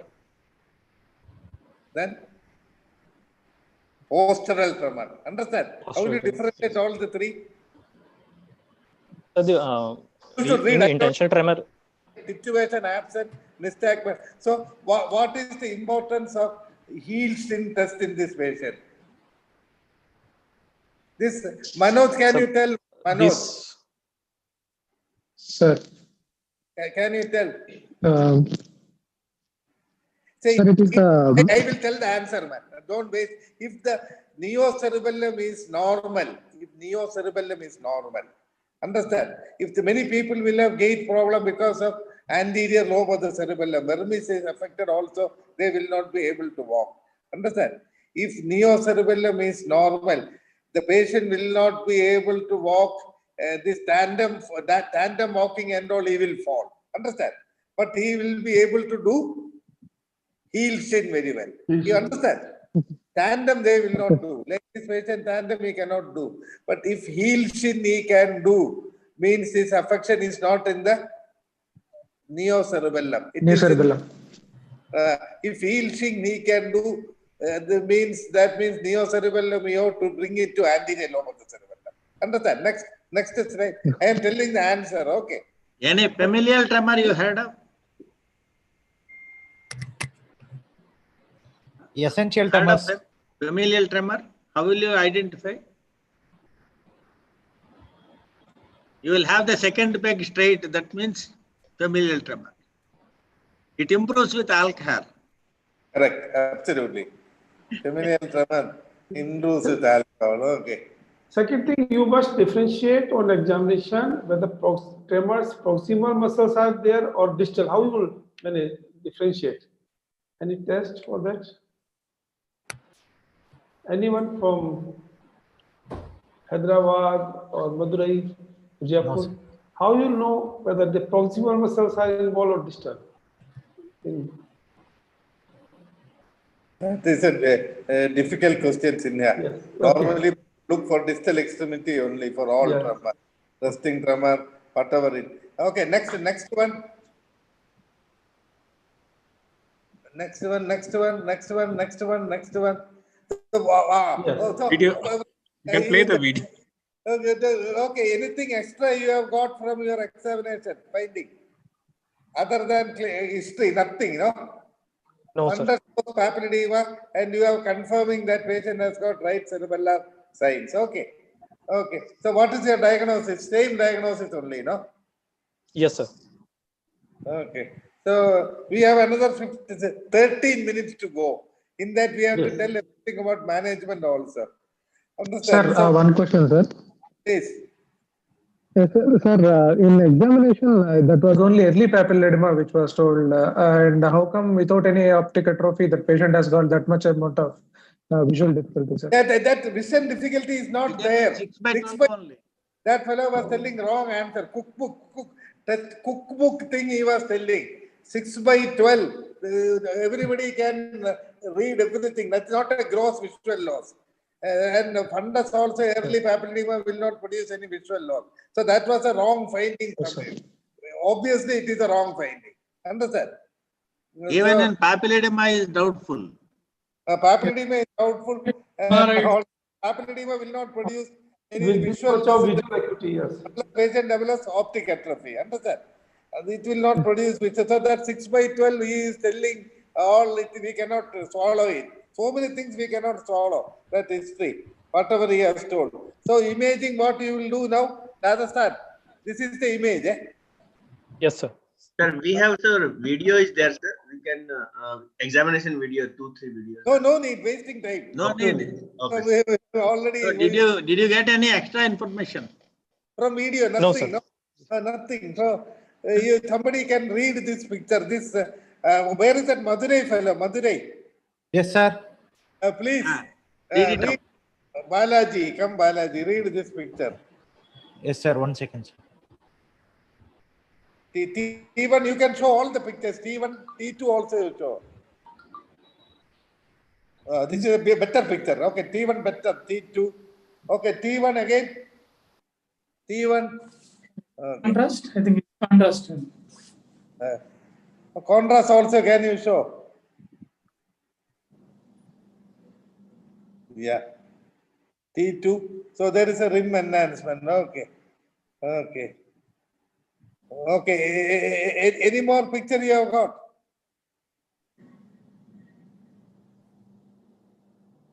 Okay. Okay. So T1 hypo, T2 hyper, and contrast rim enhancing. Understand? Yes, so what is the diagnosis, Balaji? Without much of perilesional edema. Absolutely. No mural nodule also. Yes. I am not seeing whether any big picture is there, we can see. I am not seeing any nodule. Okay. Rim enhancement is seen. Okay. And is there anything in the supratentorial compartment, spine, other things also? We are not seeing anything extra. Okay. Okay. So what is the diagnosis, Balaji?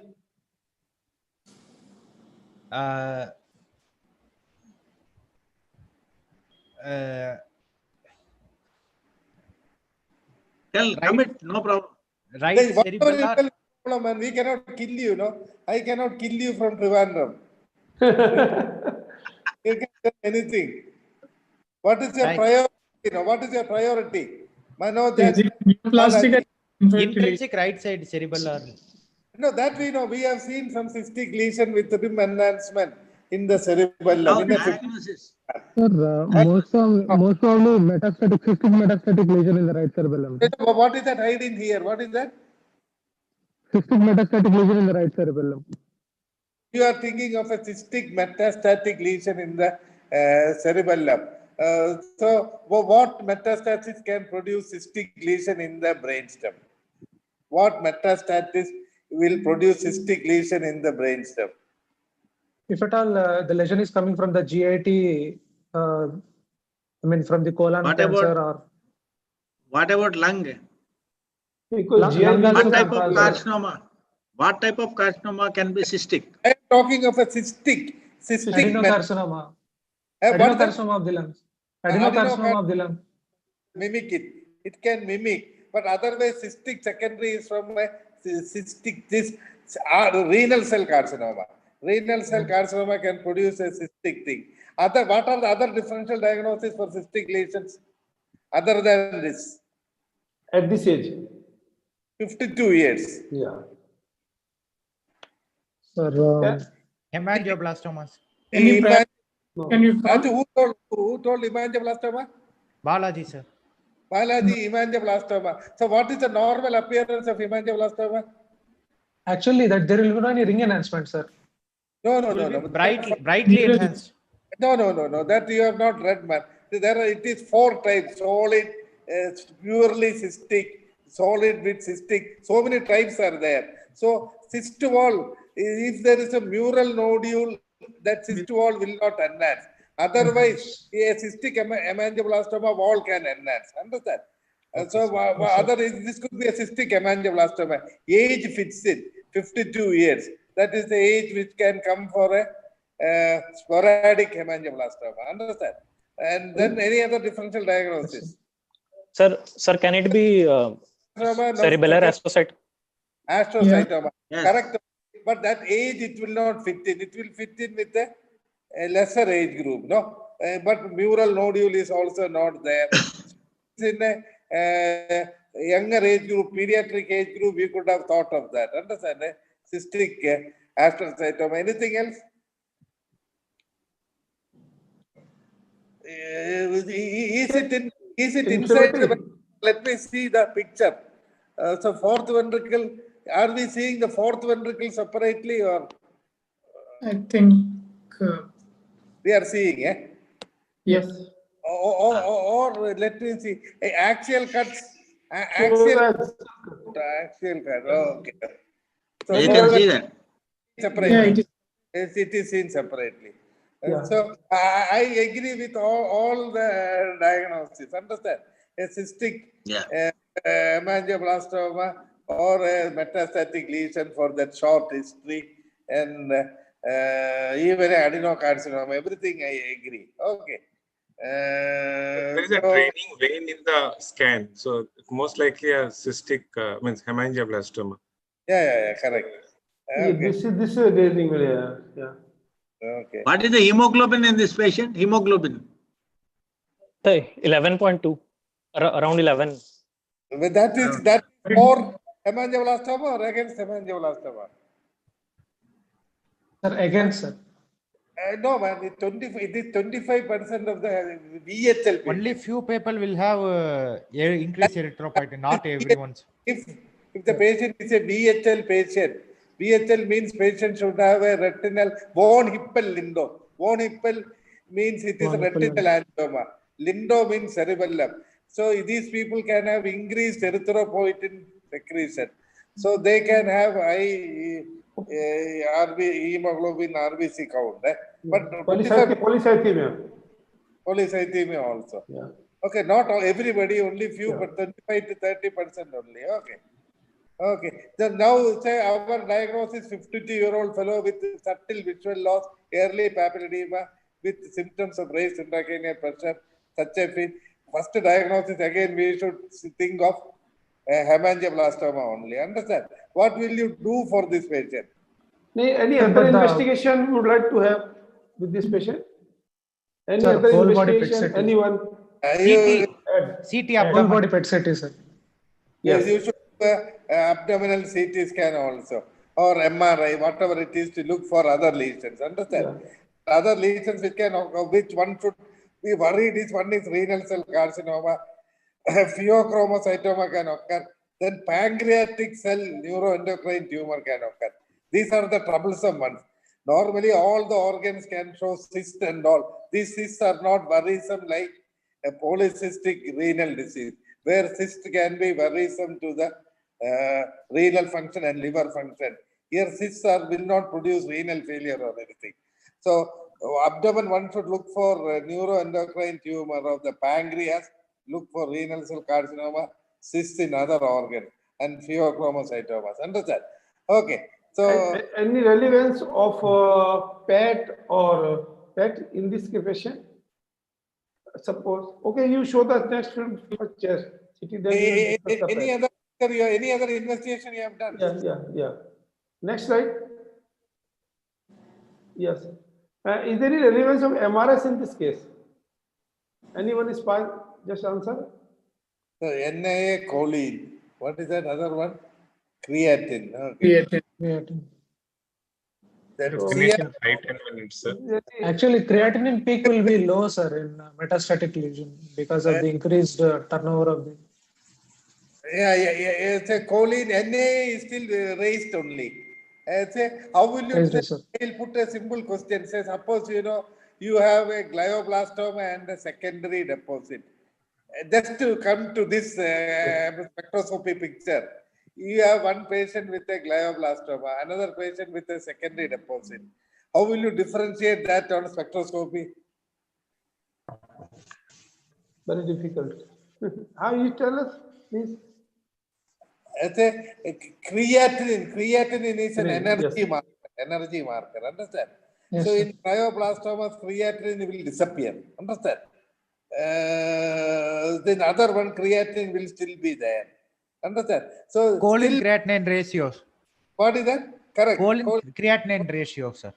Correct. Choline creatinine ratio. I agree. Choline NA ratio, that determines the grade of tumor. So you will give an indirect evidence only. Understand? Here, okay, choline is high, NA also is high. Creatinine is seen also. Other thing, abscess, other things we can. Abscess also is another diagnosis. That we didn't tell fast. But there is no edema. There is very less edema. No edema, and diffusion will show diffusion restriction. Always you should think in a cystic thing with ring enhancement. Think of abscess also in the short history. But this is very unlikely. Understand? And you should know how to distinguish bacterial from tuberculous from fungal abscesses. Always we ask. Understand? Okay. Now next. What is MRS finding in inflammation? Anybody can tell? Sir? Finding of MRS in inflammatory pathology. That is what what peaks you look for in tuberculosis, what peaks you look for. Tuberculosis lipid peak, sir. Tuberculosis lipid peak. Yeah.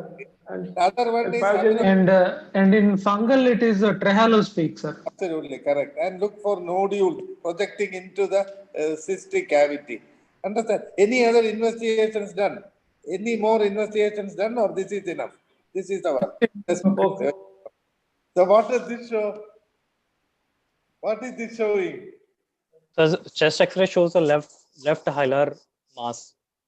Absolutely. Okay, there is a hilar mass there. Right?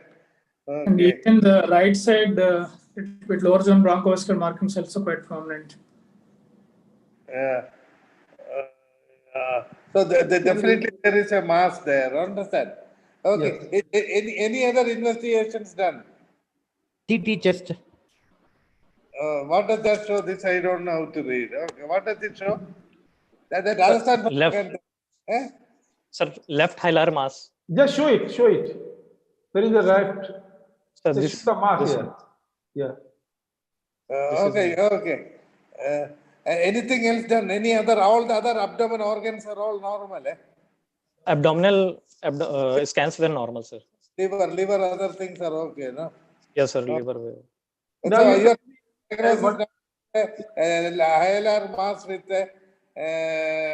deposit in the cerebellum, no? How will you manage this fellow?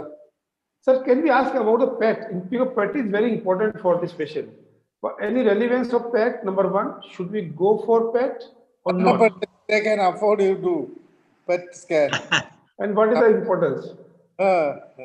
You can Prognosticating.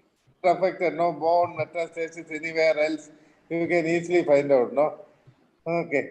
But now, imagine this patient doesn't have anything else. Only these are the findings this patient on investigation. Other PET scan, everything is normal. How will you manage this patient? This Rajasthan fellow. The patient is having symptoms due to posterior fossa mass lesion. That's all we have know. to go for.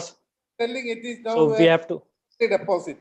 We are telling 2 months it is a secondary deposit. That is what we are coming at now. So the lesion is single and it is more than 3 centimeter. So we have to go for the surgery. So suppose it is less than 3 centimeters. SRS, sir. Stereotactic radiosurgery. Do you give the stereotactic radiosurgery before any tissue confirmation? We want to take a biopsy from a CT guided biopsy from lungs or hilar node. Hyderabad, this Rajasthan fellow, it's a SRS is never given for a cystic lesion. Understand? Okay, sir. Yes, sir. A solid lesion, even this a solid cyst also, peritumoral cyst also, it is not given. So it is not an option. You should not jump into like. Understand? Okay. Second, the patient has pressure symptom here. So we have to relieve the. You should not less than 3 or less than 2 or whatever it is. SRS should come in a cystic lesion. Understand? Okay, sir. So you are planning to do surgery for this patient, no? Yes, sir. What surgery? What position? How will you do incision? What will you do? So we will keep patient. The position will be in a lateral decubitus position. Before you start, this patient presented to us with a history of headache, vomiting. So you will go for primer surgery or for hydrocephalus you will go for shunt, because this is a very common problem at different centers. Yes, we can go for a shunt surgery also to buy time. No, in this particular case, do you think the ventricular size is that big to go for this surgery and then again the other surgery with the lung lesion there? But what I want to know is, you should not again tell these type of foolish answers or examination. Extra-axial lesion with hydrocephalus, extra-axial with acoustic neuroma, meningioma, those things with hydrocephalus. You do a shunt, nothing will happen to the patient. Mass is fixed to the bone there. It will not move or anything. Intra-axial lesion, you should never tell about this shunt surgery. Understand? Because they will sometimes die from your surgery with the reverse herniation. This is a very controversial question. Avoid. If you want to tide over during surgery, do an external ventriculostomy.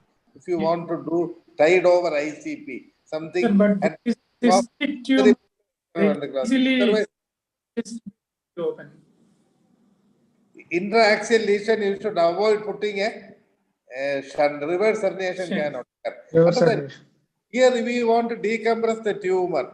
And for safety purpose, if you think it is a malignant tumor, say you can even remove the posterior arch of atlas. Understand? And do a neuroplasty. So that patient can buy time, you can send for adjuvant treatment and all. Understand? That is my reading. You should try to remove the lesion. Most of the things you can remove, then send for adjuvant treatment. If it is a malignant lesion.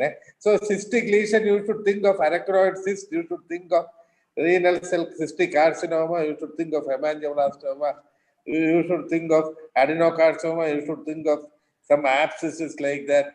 So all these things should come to your mind when you see a cystic, and in a child always pilocytic astrocyte. Pilocytic astrocyte. Understand? I think we have just crossed 9:35. No, we continue with this. What we will do? Position and all, we should discuss. What was done for this patient? Yes, tell Jaipur fellow what the position, what you will do, what is your aim of surgery? I don't think we have time to discuss. We want to know what was done for this patient. What was this patient was operated, and you must be knowing the pathology report, no? Yeah, sir, shunt surgery was done for this patient. Why? Only. Yes, sir. Patient Just to buy time, then patient refused for surgery. Patient's attendant. It's opening posterior fossa will be less time than doing a shunt. Understand? So for this patient, putting the patient prone, or making a skin incision, opening the posterior fossa, opening the dura, and decompressing the tumor, and you should remove arthro, which will take less time than a shunt. Definite surgery. Definitely, no. So but don't. But because of the COVID problem, right now we don't go for definite surgery for 2 COVID. Shunt surgery can be done with 1 COVID. This is a trend going on. Yeah. No, shunt I don't know. COVID or COVID, I think we should try to salvage this fellow by proper decompression only. I don't know. COVID and all, we should, management is same. No COVID or no COVID. No? Okay, so this patient is awaiting surgery. So PET scan or something was done. Nothing was done. No, sir. Patient's attendant refused for surgery. Definitive surgery. Patient has refused for definitive surgery. Yes, sir. But then have you taken a biopsy of that lung lesion? Sir, he was sent for a biopsy for the lung lesion, but the patient's attendant refused for the further course of the treatment. Okay, so we are unsure. Anyway, I think... What could be the prognosis of this patient then? Yes, sir. So what you told the patient, like this patient is going to survive how long, and how are you going to explain the attendants about your no surgical treatment? Sir, even after doing definitive surgery, the survival time is very less for this patient. This we have to explain. Until unless you get the biopsy and define either it is a mets or some primary cerebellar tumor. Suppose it turns to be hemangioblastomate, it could have been a cure for this patient. Yes. Yeah, it's not. We are not thinking in those lines. Keeping the chest lesion, probably it could be a metastasis only. But until you get a biopsy, how can you prognosticate the patient for this case? Yes. Yes, sir. After biopsy reports only, you can tell them. Good case, a very good case. Very good case in here. Very good case for discussion. Actually, this is a very good lesson given by Dr. Nair. Don't write any irrelevant finding, number 1. Don't, because if you write irrelevant, examiner will catch that finding and he will discuss on that.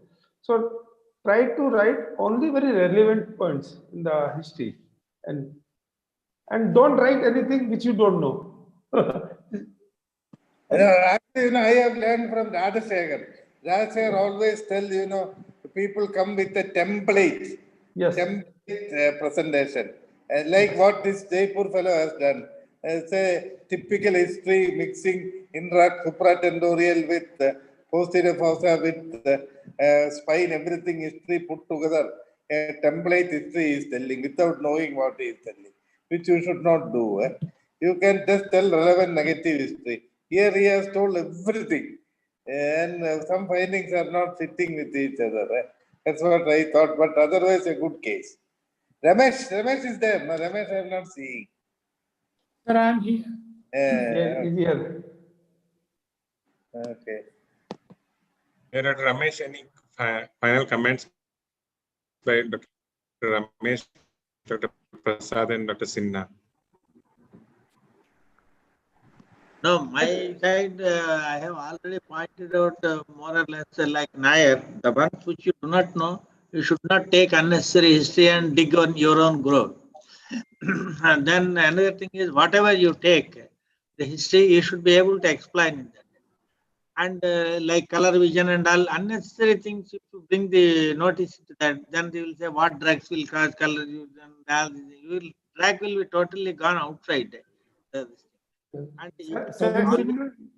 the number of cases, if you keep on doing along with your boss in the case, I mean in the wards, then you know how to summarize the case within no time. This is an exercise of about 3 to 4 months. You move with the boss and what is he doing, and just observe him and go back and read the history part. The history part is not told by anybody. You have to get on your own. How you have to get the history is, I will suggest you to go by either you take the higher edition and first 152. That time it was the edition was about 12th or so. 150 pages are there in that. Each and every one, how hard is the history presentation you will give. And another thing is, you go by the wink and brain if you have. They have got all the explanations of why the sixth nerve is involved in case of a raised intracranial tension, why the opposite side pyramidal signs are there in case of a cerebellar syndrome, how the ipsilateral ones have come. All the explanations are exceptionally well. They are given in wink and brain. Yes. Of course, it is only in the second or third wink and brain. You read it out. Or first few pages only, about 200 pages. And you can afford to read it because you are still in the first year or so. That's what I could get from the discussion. Yeah. Second thing, LGB in first case also, the V patient was not right answer. Before we present here, we should know what is the right, because otherwise it goes wrong message, right? That was not a right answer of, okay, this is the way of learning, because everything they can't be exact. That's why we should have good discussion. We are here to correct if anything goes wrong. So this is very good platform for good discussion and must compliment Manas.